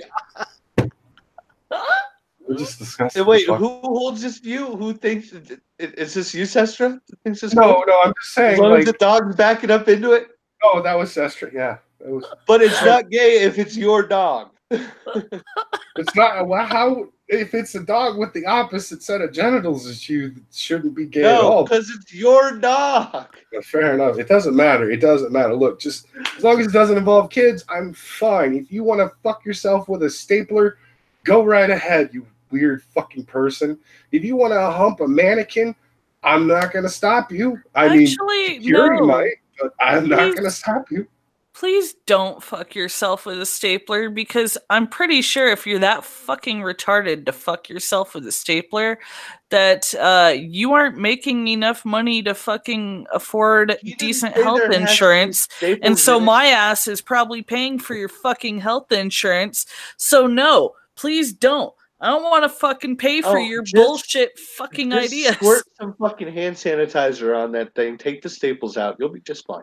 Okay, look, you know what? Joseph Kerwin's making me afraid of hell again because he said all the coffee in hell is flavored, and that I'm not going to be okay with. Oh, God. To fucking stop. Like, just stop with the super fucking flavored coffees and shit like that. Stop with the new fucking fruit-infused bean bullshit. Eat a dick. Let me have coffee. Fruit-infused bean bowl. Why did coffee have to become so gay recently? What the fuck? Just let coffee be coffee, for fuck's sake. Coffee's been Coffee gay for went a gay. while. Okay. Coffee kind of turned gay. Like they started doing some weird shit to coffee that they never should have done. And like I'm not gonna lie, there's sometimes where I'll go into a Starbucks and I actually see some shit on the menu that makes me go, really? You've got peppermint fucking Christmas themed coffee, fucking ice shit. You know what? Give me one of those because I'm a fat fuck and I want to taste this bitch. And it is So delicious. It's I'm not so gonna good. lie. It is delicious. Fucking It's so chill. good. But sometimes you need to just not Just be- collect your fat check from Folgers already. I should. I swear. I should become a horrible. Oh my god, that would be great though, wouldn't it? Brachus's fucking like bad commercials and shit. I just take a product from a fucking a known establishment like Starbucks, and I just do a horrible fucked up commercial. Monday's show, maybe. I would love to do something like that. That would actually be fun as hell. It's like, are you a fat fuck and like coffee? Well, come over to Starbucks because we have fucking frappuccinos. That have 5,000 motherfucking calories. You like whipped cream? You do, don't you, fat boy? We got plenty of it here at Starbucks. If you're like me, you're gonna demand they put the mint squirting shit, the chocolate squirty shit, the caramel squirty shit, and a cherry on top of that bitch. In fact, Hey, it's everybody, squirty 80% shit. Just gonna say it, squirty shit. looks Squirty like shit. it's squirting out of Title of this show for tonight. squirty shit. Squirty shit. It's squirty shit. You want an Irish coffee? We'll we'll put some fucking Irish whipped cream in that motherfucker. Actually, that's where I go super Irish. We'll put some whipped cream squirty shit on it. I will take some Irish whipped cream with some Jameson, and again, I'm actually saying I want an Irish car bomb right now. I need. Well, you're an adult, so you can have one, but you're a broke bitch, so you can't. Oh. No, actually, I'm not broke anymore. Oh, Hey. Brachus. I haven't been broke for a bit now, but yeah, The corner's been busy, huh? Well, kind of. No, things have been wrongs have been righted to a certain degree. Not all of them, but you know, for the. Did you murder somebody? Not yet. I can neither. Oh wait, you're talking to Brachus. I can neither confirm or deny what I may or may not have done. Jesus, Brachus, I thought we talked about this. Look, what I do in the back of an Arby's in 1998 is none of your fucking business. All right. Fine. So, on another note, this article that I just found actually on NPR, and I will. That article yet? Let's do this. This is actually pretty fucking awesome. Defying parents, a teen decides to get vaccinated. Oh, I heard about that. I saw that. Ethan Lindenberger is getting vaccinated for, well, just about everything. He's 18 years old, but never received vaccines for diseases like hepatitis, polio, measles, mumps, rubella, or the chickenpox. Jesus, that kid's fucking lucky he's alive. Right? His mother, Jill Wheeler. If he got chickenpox at his age, he could die. That Right? shit's lethal. That can be lethal when if you get it as an adult. I learned that from South Park. Yup. His mother is anti-vaccine. He said that she had been influenced by online misinformation, such as the debunked study that claimed certain vaccines were linked with autism, or a theory that vaccines cause brain damage. Incorrect ideas like these have spread like wildfire. His eldest sister is vaccinated, and eldest brother is partially immunized. But once his mother found out that she had the right to opt out of vaccines, she chose not to vaccinate her younger 5 children. God knows how I'm still alive, he wrote on Reddit last November. In his post, he goes on to ask for help to figure out how to get vaccinated. He got more than 1,000 responses. His post joined similar ones from other unvaccinated teens trying to get their shots despite their parents' beliefs. at a time of widespread measles outbreaks in the Pacific Northwest, causing Washington state governor to declare a state of emergency. More minors are raising questions about whether they can provide their own consent to get vaccines. According to CDC, for January alone, measles has been confirmed in 10 states. Yeah, 85. Is it 84? It's 80 some deaths so far. Jeez, man, we had this fucking disease licked. Or no, not deaths. I'm sorry, not deaths. Confirmed cases of measles. Oh, okay. But yeah, it's not as bad, but still bad. I'm just like, this is fucking bullshit. He recently received his first rounds of shots for diseases such as HPV, hepatitis A, B, and the flu. It has caused some stress in his Ohio home where he lives with both of his parents. I'm just sitting here and I'm like, what the fuck? While he doesn't question his mother's love, he said he questions her judgment. He has more shots scheduled for later this month. Good for him. Wow. Wow, y'all. Holy shit. I'm good on that kid. Good on that kid, for real, though.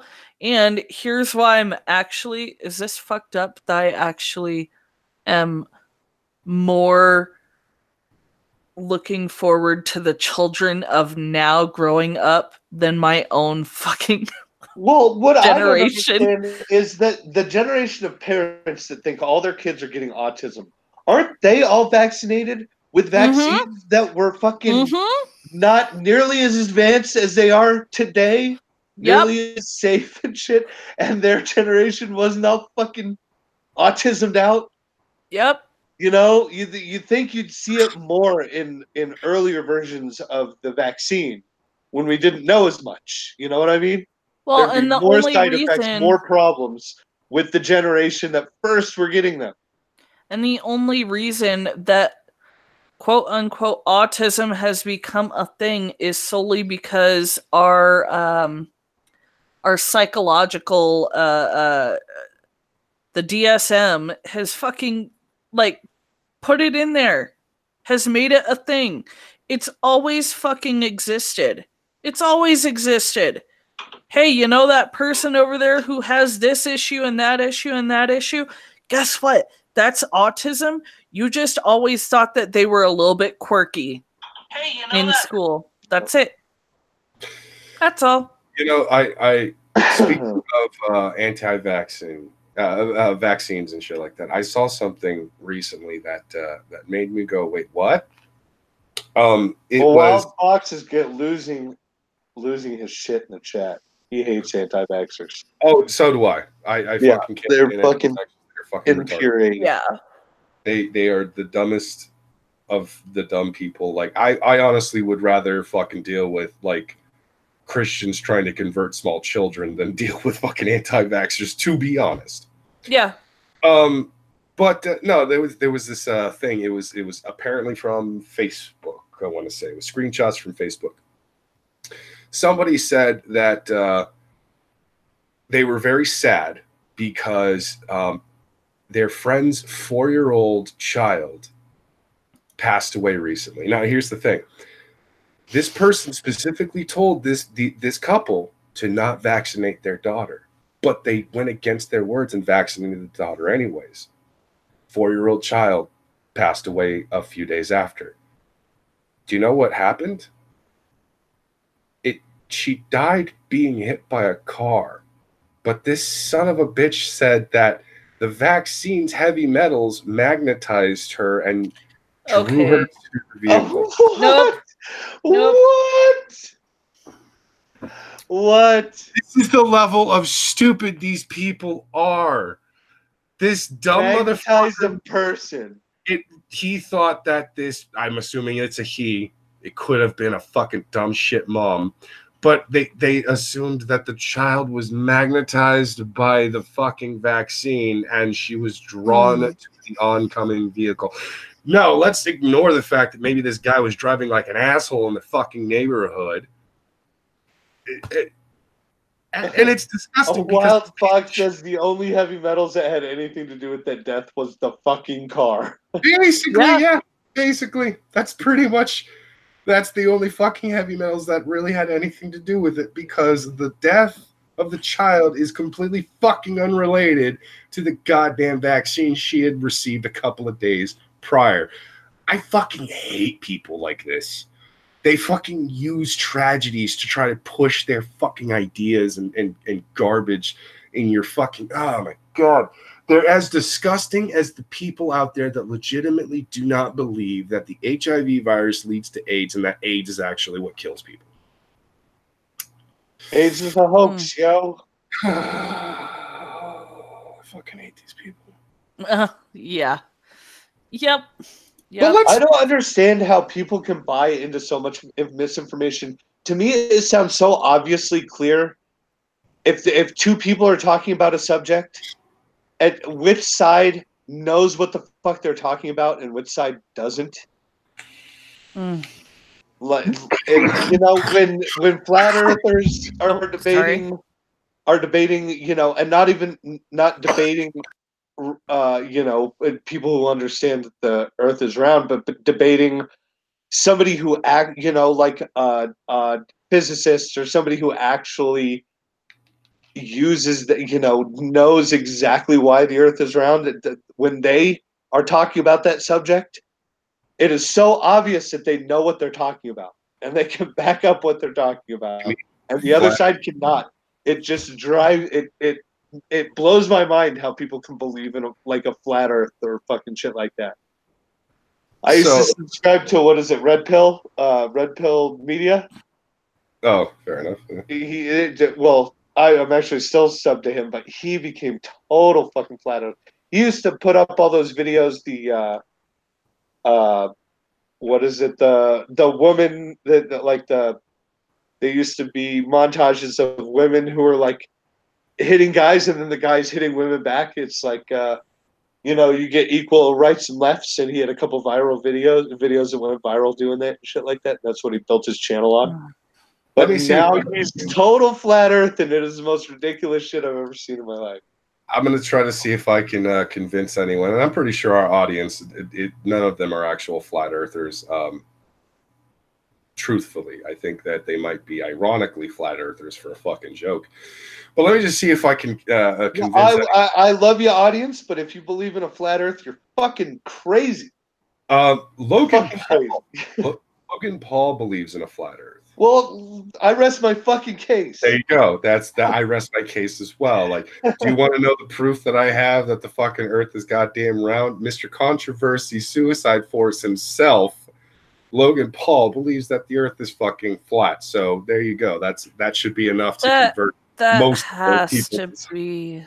He's most likely using it as an actual fucking controversy as well to get more goddamn views and eyeballs and people talking about him and shit, which it's actually working still. Is that if flat Earth is true and NASA is controlling this whole thing, I might have said this before on the show, but that means that somebody who wants to become like an astronaut or work for NASA or send satellites into space, they go to school for fucking 20 years. You know, elementary school, high school, you know, get a degree, physics degree and shit like that. And all they learn about the world is that the Earth is round. They learn about gravity and all the calculations involved in that.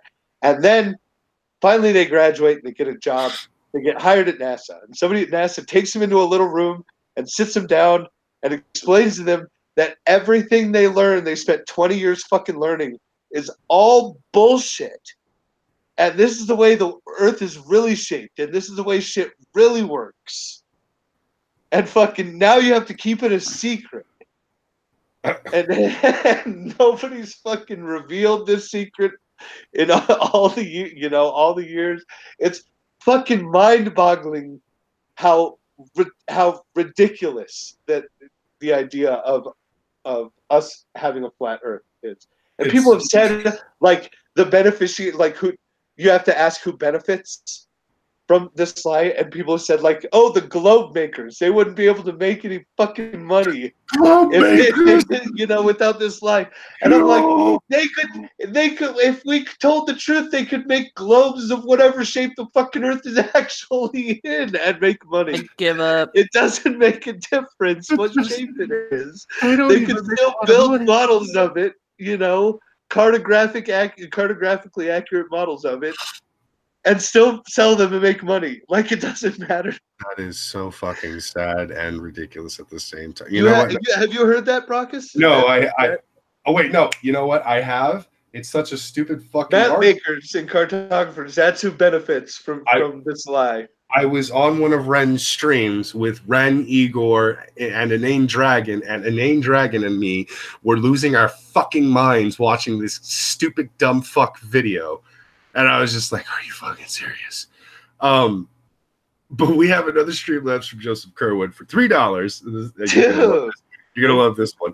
Some friends and I invested in some syringe rifles, a vaccine fridge, and have been spending the weekends driving around in a truck improving the herd immunity. It's good to give back.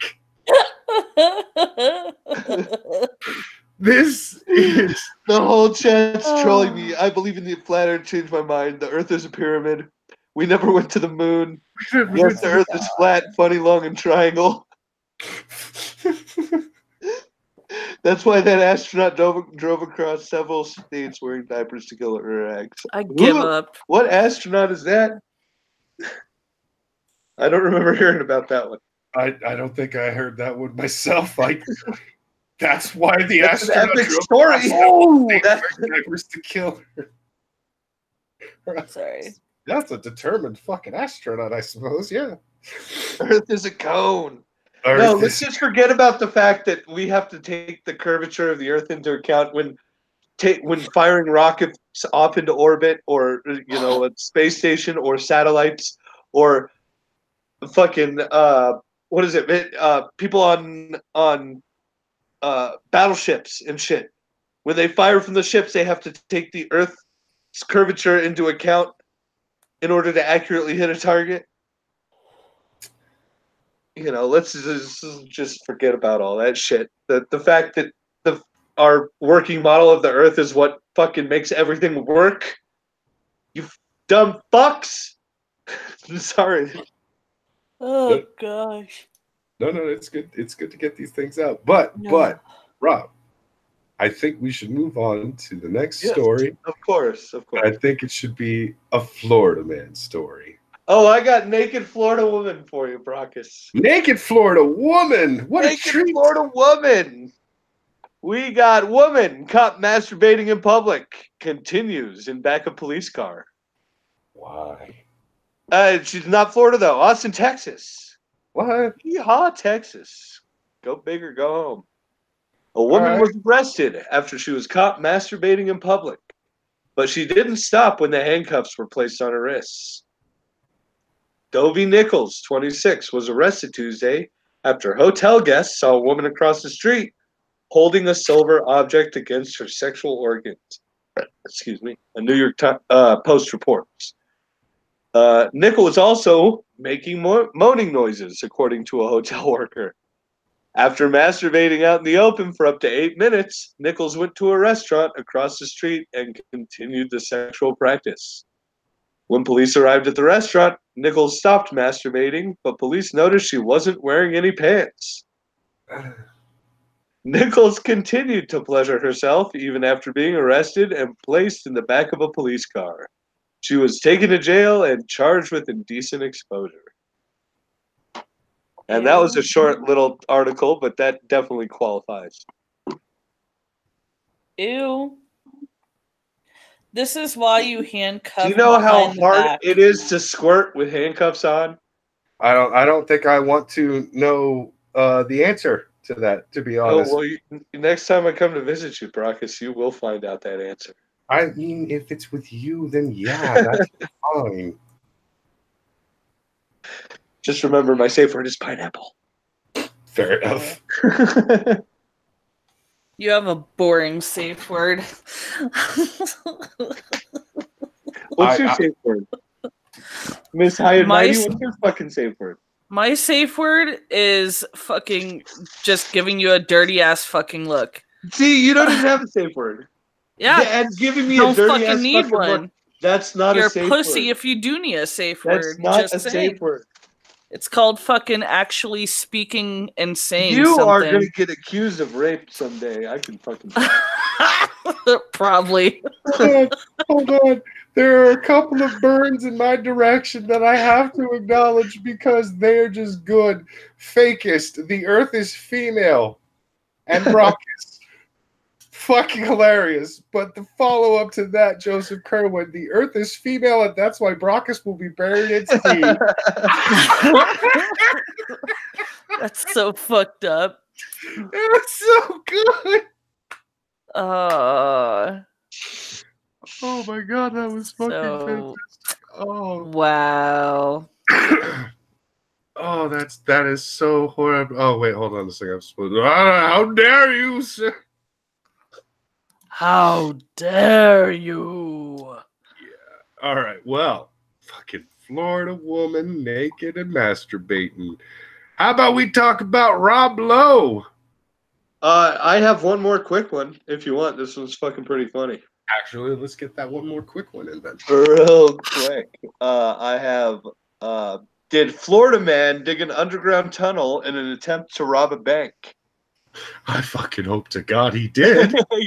Robbing a bank may look easy on the big screen, but in real life, not so much. And for the adventures of Florida man, definitely not. On Wednesday, an unknown person may have attempted a movie-style bank robbery in Pembroke Pines. The FBI is investigating a tunnel leading toward a Chase Bank that was found by a public works crew. A winch, wagon, and a small generator were discovered inside the 50-yard tunnel, according to NBC6. We don't know who was behind this at the time. They could have been here a week ago, last night. We don't know at the time, but it is an extensive hole. FBI Special Agent Michael Leverock said to reporters.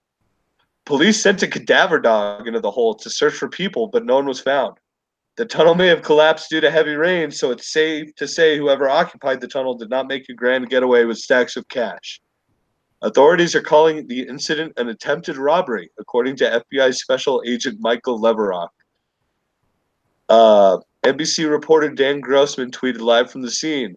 Workers continue to dig next to Chase Bank on South Flamingo Road and Pines Boulevard, where an underground tunnel was found. FBI have yet to give details, but we've seen muddy boots, a generator, a stool, and a rake pulled from the hole. So you can't see the pictures on this, but it's basically... So there's a Chase Bank on the street, and then across the street there's a little wooded area. And 10 feet into that wooded area, there's a little sharp drop-off. And right on the face of that drop-off, there's the beginning of a tunnel that it looks like rain that went almost all the way under the street toward the Chase Bank. But rain must have collapsed some of it because right next to the road, there is a large hole where the tunnel collapsed. And in the middle of the road, there is a giant hole where the tunnel collapsed. And it looks like somebody was seriously trying to dig a tunnel from not even from like too far away, from across the street. 10 feet across the street. It's too good. Because this motherfucker watched way too many. And he made it far. I mean, it had to have taken, even with like a winch and a generator, it had to have taken at least a week or so to make a tunnel fucking 50 yards under the street and shit like that. You're probably hitting pipes that you got to dig around. Oh my gosh. I think when this motherfucker was caught, the first words out of his mouth were, "I'm a wascally wabbit." Oh no. Tell me no. Like this motherfucker idolizes Bugs Bunny just a little too much. Oh my god. No, I was loving the whole... Oh, and I'd like to give a warning to our viewers. Right before I jumped on, I was privy to a new trailer for the live-action Aladdin. God, that was terrible. Which I recommend not watching if you value your childhood the fucking slightest. Don't do it. The trailer looks like shit. It looks like shit. The CGI looks I terrible. cannot wait to not see that movie. I'm just giddy all about it to not see that. I'm gonna wait until it's on Put Lockers for fucking free, and then I will sit through the goddamn ads and the constant fucking pop-ups that just decide to randomly appear because I just wanted to go back a few seconds to confirm that they really did just say that. That's fucking okay. So what we're gonna do here is we can either end it with one of my two other celebrity articles, one of them involving Dwayne The Rock Johnson, the other one involving Rob Lowe. Well, we've already had a Rock article today, so let's hit Rob Lowe. Okay, fair enough. And then after this one, we're going to end it with one of Sestra's feel-goods, because I feel like we need to end on something a bit heartwarming, Sestra. And you love to bring the heartwarming stuff to us. Yeah. So, Rob Lowe. Leftists furious over Rob Lowe's tweet mocking Elizabeth Warren. Rob Lowe might have... I saw that fucking tweet, dude. He's such a fucking boss, dude. Trump burned the fuck out of her. Nice. Holy fuck, Trump burned her so bad. Can we talk about that tweet real quick? We will do that. Well, okay, what did Trump say? So she announced her run for president, and Trump said that he was really looking forward to seeing her on the trail. And he capitalized trail. Oh, God. And of course, he's referring to the campaign trail, but of course, it's also a double entendre to the Trail of Tears. Yeah, the left is losing their shit over that. I love when you giggle like a schoolgirl, bro, because it makes me so happy. Okay, funny thing, I got caught because I was talking shit on another streamer for the fact that like I can't take them seriously when they fucking do this giggle, and then in that same fucking like within a minute of me pointing that out that I couldn't take them seriously, somebody would say, I started giggling. And here's the funny thing, I did it again. I brought it up again later on a completely different show, and then I believe it was either you or maybe it was Marfleas, but somebody that I stream with a lot pointed out like, you're fucking doing it yourself. Why are you? So I now the fucking giggle is even funnier to me because I forgot that I actually do that myself. Anyways, Rob Lowe might have played a stuck-upon douchosaurus in Wayne's World and a bleeding heart do-gooder in Parks and Recreation. In the real world, the guy's pretty funny and he knows how to take a dig at someone. Just take a look at the joke he made about Elizabeth Warren's presidential run. Elizabeth Warren would bring a whole new meaning to Commander-in-Chief. Oh, God. This is literally the funniest thing I've seen all day. Mind you, this is from Corey Stallings, our old buddy Corey. Corey, you're still not Courtney. I'm sorry, Courtney Kirchhoff is my absolute favorite writer from louderwithcrowder.com. Corey would probably be my second favorite just because the dude tries to be Courtney, and you can tell, and like he kind of doesn't really do it as well, but he's trying. Damn it, he's doing his best. Love you, Corey. You might notice how that's a screenshot of Rob's tweet, not the actual thing. There's a reason for that. See for yourself. Mark Hamill. Oh, what a raw blow. And that was in response to Mark Hamill. That was in response from Mark Hamill, my bad. Well, now you know how many of us felt about The Last Jedi. That's actually a really good point, by the way. Yeah. And then, I swear to fucking God, that's when they include the Donald Trump tweet. They have it. Today, Elizabeth Warren, sometimes referred to by me as Pocahontas, joined the race for president. Will she run as our first Native American president, or has she decided that after 32 years, this is not playing so well anymore? See you on the campaign trail, Liz. Oh my gosh. Love him or hate him or despise him, that is one of the best fucking burns he's ever done to someone. That's something that even fucking Sophane would have to take a step back and go, fuck. Styx was cracking me up about it because he was talking about this. He was talking about Elizabeth Warren's speech where she was announcing her bid for candidacy, and he says Trump took all the wind out of her sails because right in the middle of her speech, and right after she announced, Trump tweeted, and in 10 seconds got more responses to his tweet than people were watching Elizabeth Warren's speech. This is great. This is somebody pointing out what Donald Trump and Rob Lowe did. Let the racist tweets start. Of course, Trump, the biggest racist bully, starts the race.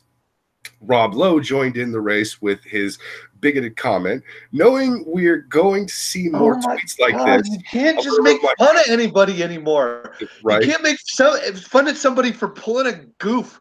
Holy fuck, and that is one of the biggest goofs anybody's ever pulled, what fucking Elizabeth Warren did. Hold the fuck up. A little reminder, the ones you're hurting is not Elizabeth Warren, but the Native Americans. Those poor little Indians. They're just so marginalized. It's not like they demanded marginalization for themselves or anything like that. They refused to. I mean, don't get me wrong. I live in New Mexico. I'm surrounded by reservations. And because Indians are on reservations, they do face actual governmental discrimination. But they wouldn't if they just dissolved the reservations and fucking, mix it, it was just part of America. You know what I mean? Instead of a reservation. Just become part of the county and live under the state, But sorry, you won't get to live under tribal law anymore. But Rob, if they do that, they will lose their heritage, which is bullshit. No. If they do that, they will not only lose their heritage, they will not only have to go by America's laws, county laws, state laws, all that stuff, and instead of their tribal laws, they'll lose their fat fucking checks. Oh yeah, their casinos. Yep. Yes, they would. Molly Jong Fast has responded saying, "Okay, do it." Like that, but they wouldn't lose their heritage. One of the reasons their people are dying out is because they're so segregated and fucking all the young people leave the reservation and because they're shitholes. They're kind of shitholes, dude. Fair enough. No, it's just the article, as I'm scrolling down, it just keeps showing more and more fucking tweets of people losing their shit.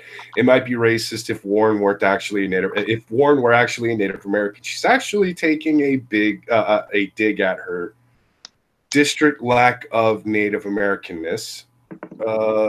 After this wine fest went on for a while, Lowe finally caved and removed the tweet, though that wasn't relief enough to the leftist butthurt. Okay, so there's another fucking response. No, Rob, it wasn't a joke. It wasn't funny. You poured gas on a blazing fire. It was a really low blow. Spelling low with his name specifically. Because Rob had actually tweeted out, I deleted my Elizabeth Warren tweet. It was a joke and some peeps got upset, and that's never my intention. On the good side, I just got to use the Oxford comma. Oh, God. It just keeps coming down with more fucking anti-Rob stuff. Geez, these lefties don't know a harmless joke when they see it. I think Lowe himself sums up our current situation perfectly. I think even funnier than the joke itself is leftist blatant hypocrisy. Where was the outrage when Elizabeth was appropriating a racial identity to get herself ahead? That's a lot more racist. I know. That's way fucking worse. Here's the funny thing. Fuck. She's tried in a recent interview. And a bunch of natives have come out against her, Yeah. and the left just fucking, she's part of the left, so it's okay for her to fucking do it. For her to do something way worse than fucking anybody else is doing. She actually has said in a recent interview she's basically wearing permanent red face. She pretty much is. But she said in a recent interview that she's never actually used the whole Native American bit to her benefit. It's never gotten her a job or a position or a promotion or anything like that. She's never thrown that in anyone's face to get things that she wanted and stuff. And yet, if you actually look on her college application, she specifically, in her own fucking handwriting, in the goddamn racial area, put down Native American. Yep, for 25 years, was it? Something along those lines, yeah. And she used it every fucking chance she got. Every single time she could use the race card, she fucking used it. Yep. So she isn't just a fucking appropriating little shithead. She's also a liar. Yet here come the leftists to defend her to death against the horrific crime of being mocked on Twitter. Pathetic. In the tweet where some iteration of Orange Man Bad, these same lefties would be lauding it as some brilliant next-level political humor. Alas, Rob chose to aim his mockery towards someone with a D after her name, which is just unacceptable. Welcome to 2019 in progressive America, where mocking a racist lefty is worse than, being a racist lefty. Well, oh my God. Couldn't have said it better myself. We will do the Dwayne Johnson story next week because that's actually kind of an interesting one, to be honest. Still, it's fucking goddamn ridiculous. It is absolutely fucking ridiculous because, truthfully speaking, what he had said towards the end is actually accurate. No one would give a shit, or nobody gives a shit when somebody on their side, when one of the Democrats, when one of the lefties, when the left-wingers, the socialists, whatever, when one of them are caught doing something they shouldn't be fucking doing, it's not that big of a deal. Unless, of course, you're Me Too'd. Not really Me Too'd, but, because there's actually a Democrat who's currently being Me Too'd right now with evidence, apparently. But you guys know about the Virginia people, right? You know what's happening in Virginia? Yeah, the blackface. We got 2 counts of blackface and 1 count of rape. Oh no, they're losing their shit over that too. Well, see, here's the thing. The only people really losing. Did you hear about the poll? Yeah, you're talking about the poll, right? What poll? Which poll? There was a poll done in Virginia. And I think it was 53% of white people thought that the guy doing blackface should resign. But it was something like 8% of people of color. Like, nobody gave a shit. People of color did not give a shit. And it was white people who thought he should resign. Oh, yeah, it was mostly white people that believed he should resign, but a lot of black people were also saying that's why he's not resigning. That's why he's not resigning, is because when polled, the vast majority of his constituents did not give a shit. Well, no, it wasn't just that. It was the black people still think he should resign. It's because of his fucking policies. They don't like his policies in Virginia. They want him gone still. But it was because they weren't specifically they were already outraged with him. And then when it came, it's like, are you outraged about the blackface thing? Wait, blackface? What? That was all he needed. I just know about the poll about the blackface, so I don't know what you're talking about. So I can't speak on that. Anti-heroes in the chat. Dragon Ball Evolution was the pinnacle of Dragon Ball-based media. You know what? Kill yourself. I'm a big fan of DBZ Abridged. I think that shit is funny as shit. It's fucking amazing. But Anti-Hero needs to never darken my doors with that bullshit again. Fucking little shit. Even though he's not really that little. He's actually not that What, the baby saga? Is it your favorite saga ever? GT, I will deal with GT. Yeah. I can at least say, despite how much I fucking despise GT, I hate GT, so has- make Goku weaker. You nerfed Goku. nerf Goku You can't because fucking nerf Goku. there are some elements. Nobody wants to see a nerfed Goku. Yeah, no, nobody wants to fucking see that. But there are some elements about GT that I can actually say were quite pleasant, like the return of Android. Pan was an annoying bitch. Pan was very fucking annoying. I didn't like Pan. I didn't like the fact that they brought Kid Goku back because they wanted Kid Goku back. That was really fucking stupid. I did like Mexican boxer looking Vegeta. Vegeta with a mustache was great. Anyone who mustache. His mustache.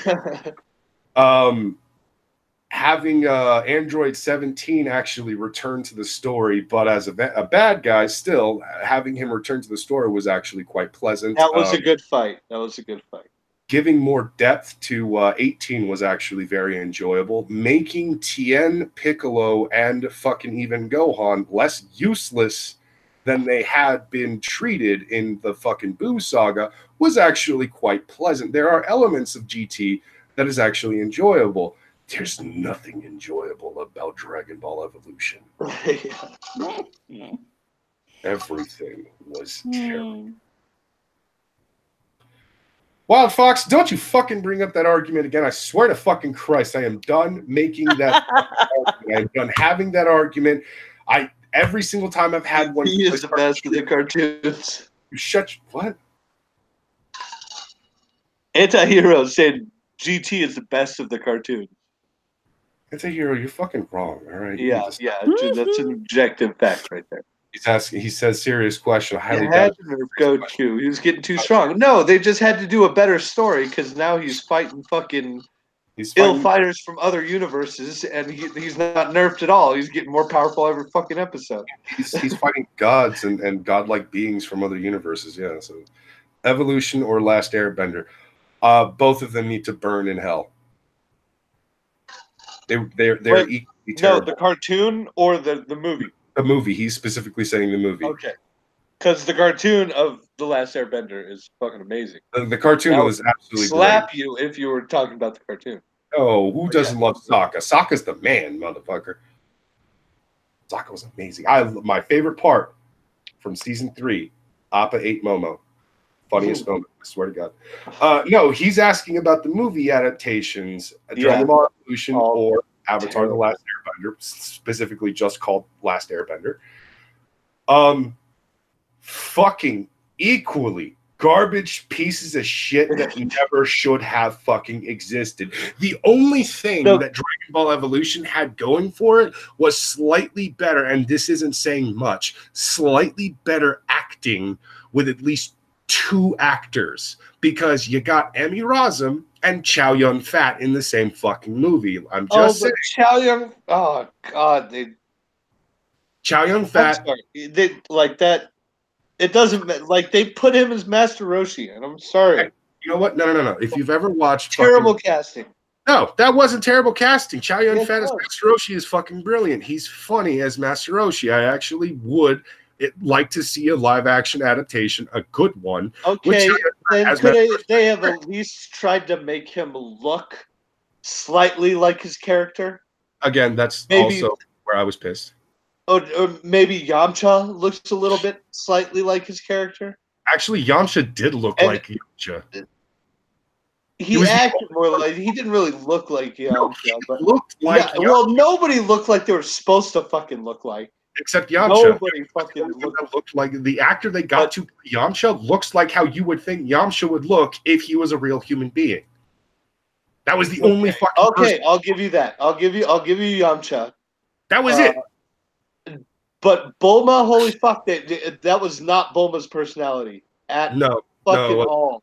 And the shitty script that they gave her, like Emmy Rossum is a fantastic fucking actress. If you don't believe me, go and watch Shameless. And sadly enough, the guy who plays Goku is also her boyfriend in Shameless. And he does a bang-up job in Shameless. I don't know what the fuck happened to him in Dragon Ball Evolution. He's actually a good actor. They did what they could with the terrible story and fucking scripts that they had to work with. it's garbage. But anyways, yeah. So slightly better acting in Dragon Ball Evolution. That was really all Dragon Ball Evolution had going for it in comparison to Avatar: The Last Airbender, because the live action adaptation of The Last Airbender was absolute fucking trash all around. Every single element of that fucking movie was shit. The CGI was shit. The acting was shit. The story was shit. It was so simple. All you had to do was tell the fucking Raditz story in movie form. It's all laid out for you. It would have been a fucking huge hit. Yep. With the, you know, they could, or the Saiyan Saga, you know? Yeah, fucking Raditz comes, Goku dies, trains, comes back, and whoops the shit out of fucking Vegeta and Nappa. That would have been an amazing fucking movie. Oh, and if anyone's actually wondering, well, how are they equally shit? Because you said that Dragon Ball Evolution at least had somewhat better acting, which isn't saying much. Well, let me go ahead and put it to you this way. At least Avatar: The Last Airbender had sets that looked like they should have been in the fucking goddamn world. They at least looked like it was supposed to be an actual live-action adaptation of the fucking cartoon. Dragon Ball Evolution does not take place in the Dragon Ball fucking universe. Last Airbender at least took place in what you would think the Last Airbender's fucking world would look like in our world. Yeah, it looked good. It looked fucking. It looked like the Last Airbender. That's it. That's it. But that's all it is. The set for one and the slight Zuko was pretty good. Zuko was the best character in that movie. I wanted Dante Bosco. I did too. That would have been fucking amazing. I didn't want that slightly pinkish-faced fucking asshole who played Zuko because everybody's Zuko was. How amazing would it have been if they had gotten Dante Bosco? Well, he probably would have taken a look at the script and been like, "Fuck this! I'm not. I don't want to touch it. Yeah, I'm not playing any part of this." Anyone who's wondering, Dante Bosco is not only Rufio, but he's the voice actor for Zuko. Rufio from Hook, the movie. Anyways, no. What I hated about it is when Zuko shows up, it's a kid with some pink on his left eye. That's... Yeah, it's supposed to be like a crazy-ass burn scar. It's supposed to be a severe burn on his fucking left eye. A disfigurement. Severe disfigurement. So much so that his hairline can't even grow properly in that specific area. Like his sideburns, that piece of your hair that fucking like shows the hairline and all that stuff, that's gone. He has a permanent fucking balding area right there. It's pink, it's yellowed, it's discolored. And instead we just got like he rubbed his eye just a little too much. That's how fucking good your Zuko was. Are you kidding me? Also, why did everyone in the Fire Nation have to be played by somebody from India? That's a Japanese culture in the cartoon. No, it's that dude from the Daily Show. I don't give a shit. It's a fucking dude. He's a comedian. He is not intimidating at all. Oh god, that's you know what? We're getting completely off fucking track. We are nerding the fuck out. We're angry. Sestra hasn't said a word in fucking half an hour. I apologize. I'm so sorry, Sestra. We're gonna end it on your fucking heartwarming story. We're gonna ignore Antihero. And I was just like, it's anime. I have nothing to say because I don't know anything about it. Watch some Dragon Ball Z or something like that. I know DBZ, but no, seriously, watch The Last Airbender. I've seen bits and pieces of it. It's a really good cartoon. Not the movie. Yeah. Watch the cartoon. The actual cartoon. Okay. Yeah. Watch it is amazing. It is as close to perfection as you could probably get for a cartoon. You're talking to a person whose extent of anime knowledge is the Blue Girl and Ninja Scroll. Actually, The Last Airbender is an American-made show. No. That's fair enough. But she said the extent of her anime knowledge is a hentai and an extreme fucking 80s/90s cartoon that is borderline hentai. Right on. So I pretty much understand where she's sitting on this particular thing, but no, do yourself a favor. When you have time, watch Avatar: The Last Airbender, the entire first, second, and third season. Stop after the 3rd season. Don't continue on to Korra. It's not worth it. You're gonna be very mad. Oh wait, I also No, watched, you can watch what Korra. was it? Korra's decent. Korra's decent. No, it's not. After fucking like seeing everything Dude, for some what of it was. that, dude, Oh the my God. animation in that shit is fucking gorgeous, man. Some of the jokes hit just right. The animation is fucking. It is not. I'm not saying it's anywhere near as good as The Last Airbender, but it's worth watching, in my opinion. But everything that made Avatar: The Last Airbender great. Oh, Like its plot shut and the fuck up, Bragas. Fuck off. Anyways, God, listen, all I hear is there's a woman in the lead. I hate women, man. No. I'm a misogynist, man. No, I Frank. That's not where I was going with I it. know. I'm Fucking fucking with all that you. shit. I'm fucking with you, dude. I love this. Anyways, we're gonna end this on the heartwarming story. We're gonna let That you. and I do just that. love hearing you guys geek out. So We could probably geek out in a later stream. right. So last story of the night: mechanic saves woman's life using CPR technique that he learned from The Office. Awesome. Right? An Arizona mechanic saved a stranger's life using a CPR technique he learned from a popular episode of the TV sitcom The Office. He was test driving a customer's car near the Tucson auto shop where he works when he noticed a car on the side of the road with its hazards on, and a woman in the front seat slumped over the wheel. He immediately jumped into action, pulling over and breaking the window of her driver's side door with a rock. Noticing that the woman's lips were blue, he started to perform CPR on her to the beat of Staying Alive by the Bee Gees, a tactic he remembered from a 2009 episode of The Office. I'm sorry, I find this so heartwarmingly adorable. That is pretty funny and adorable. Yes. I would like to hear like Steve Carell's reaction to this. Scott, who coincidentally shares the same last name as Steve Carell's Office character, reportedly didn't have his phone on him at the time, so wasn't able to call 911. Fortunately, 2 women pulled over to help him and called emergency responders. But yeah, and then it shows the video. I've never prepared myself for CPR in my life. I had no idea what I was doing. Scott said a paramedic told him it was a good thing he performed CPR when he did. The woman was treated at a hospital and released. Yeah. I just thought that was fucking adorable. That he remembered how to do CPR because of TV and a sitcom. I love that. I love that. That's pretty cool. No, yeah, that is definitely fucking adorable. I love moments like that, though. I remembered how to do this life-saving procedure from this TV show that I really like. What TV show? This dark comedy. Well, yeah. Hasn't there been stories of people who have actually done like emergency tracheotomies because they've seen it on? Yeah. Like get a straw and some tape. Yeah. Sterilize a knife, cut a little hole, stick the straw and tape it up, and save somebody's life because they saw it on TV. It's saw it on Californication or some shit. Yeah. The downside is I need to put this out there before anybody thinks that it's okay to do it. Whether you're doing CPR or a fucking fakey tracheotomy, heads up, whoever you're saving, if they either A, didn't want to fucking be saved, or B, any trauma is caused as a result of your intervening, you can be taken to court for that shit.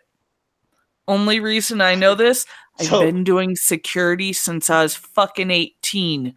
So life hack, just let them die, people. Just let them die.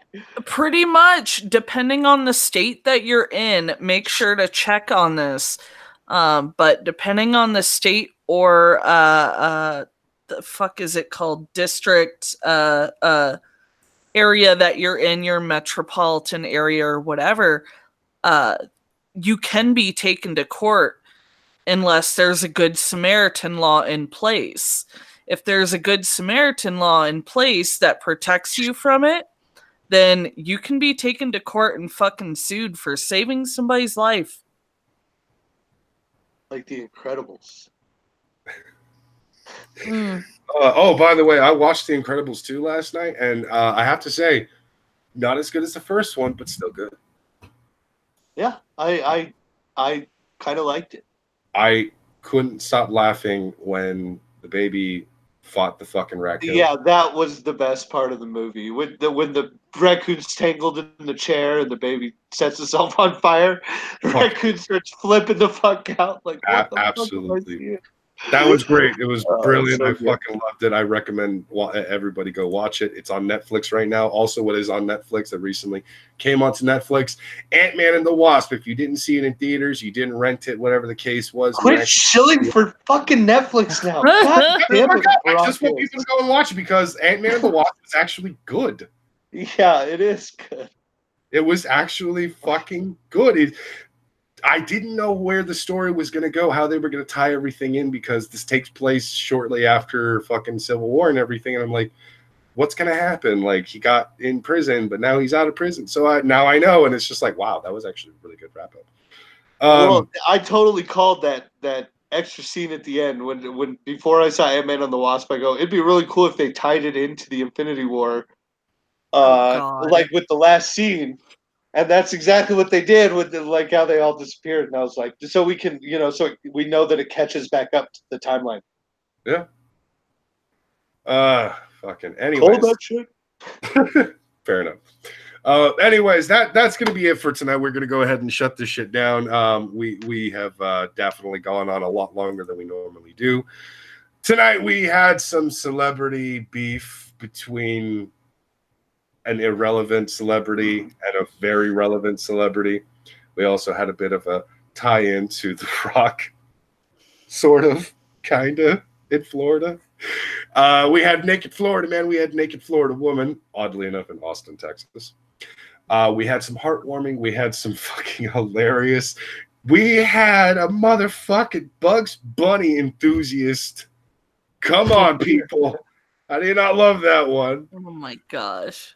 And we of course had a bit of the Rob Lowe and Donald Trump tag team and doing a fucking joke Eiffel Tower on Elizabeth Warren, which was brilliant. I fucking loved it. It's great. Join us next week when, of course, we will have some more fucked up ass stories for you to fucking listen to and enjoy. Rob is probably going to bring us some more Florida Man shit. Cesar is most likely going to bring us some more heartwarming shit. And I will probably bring in something that's somewhat political, but most likely just going to make you go, wait, what? Why?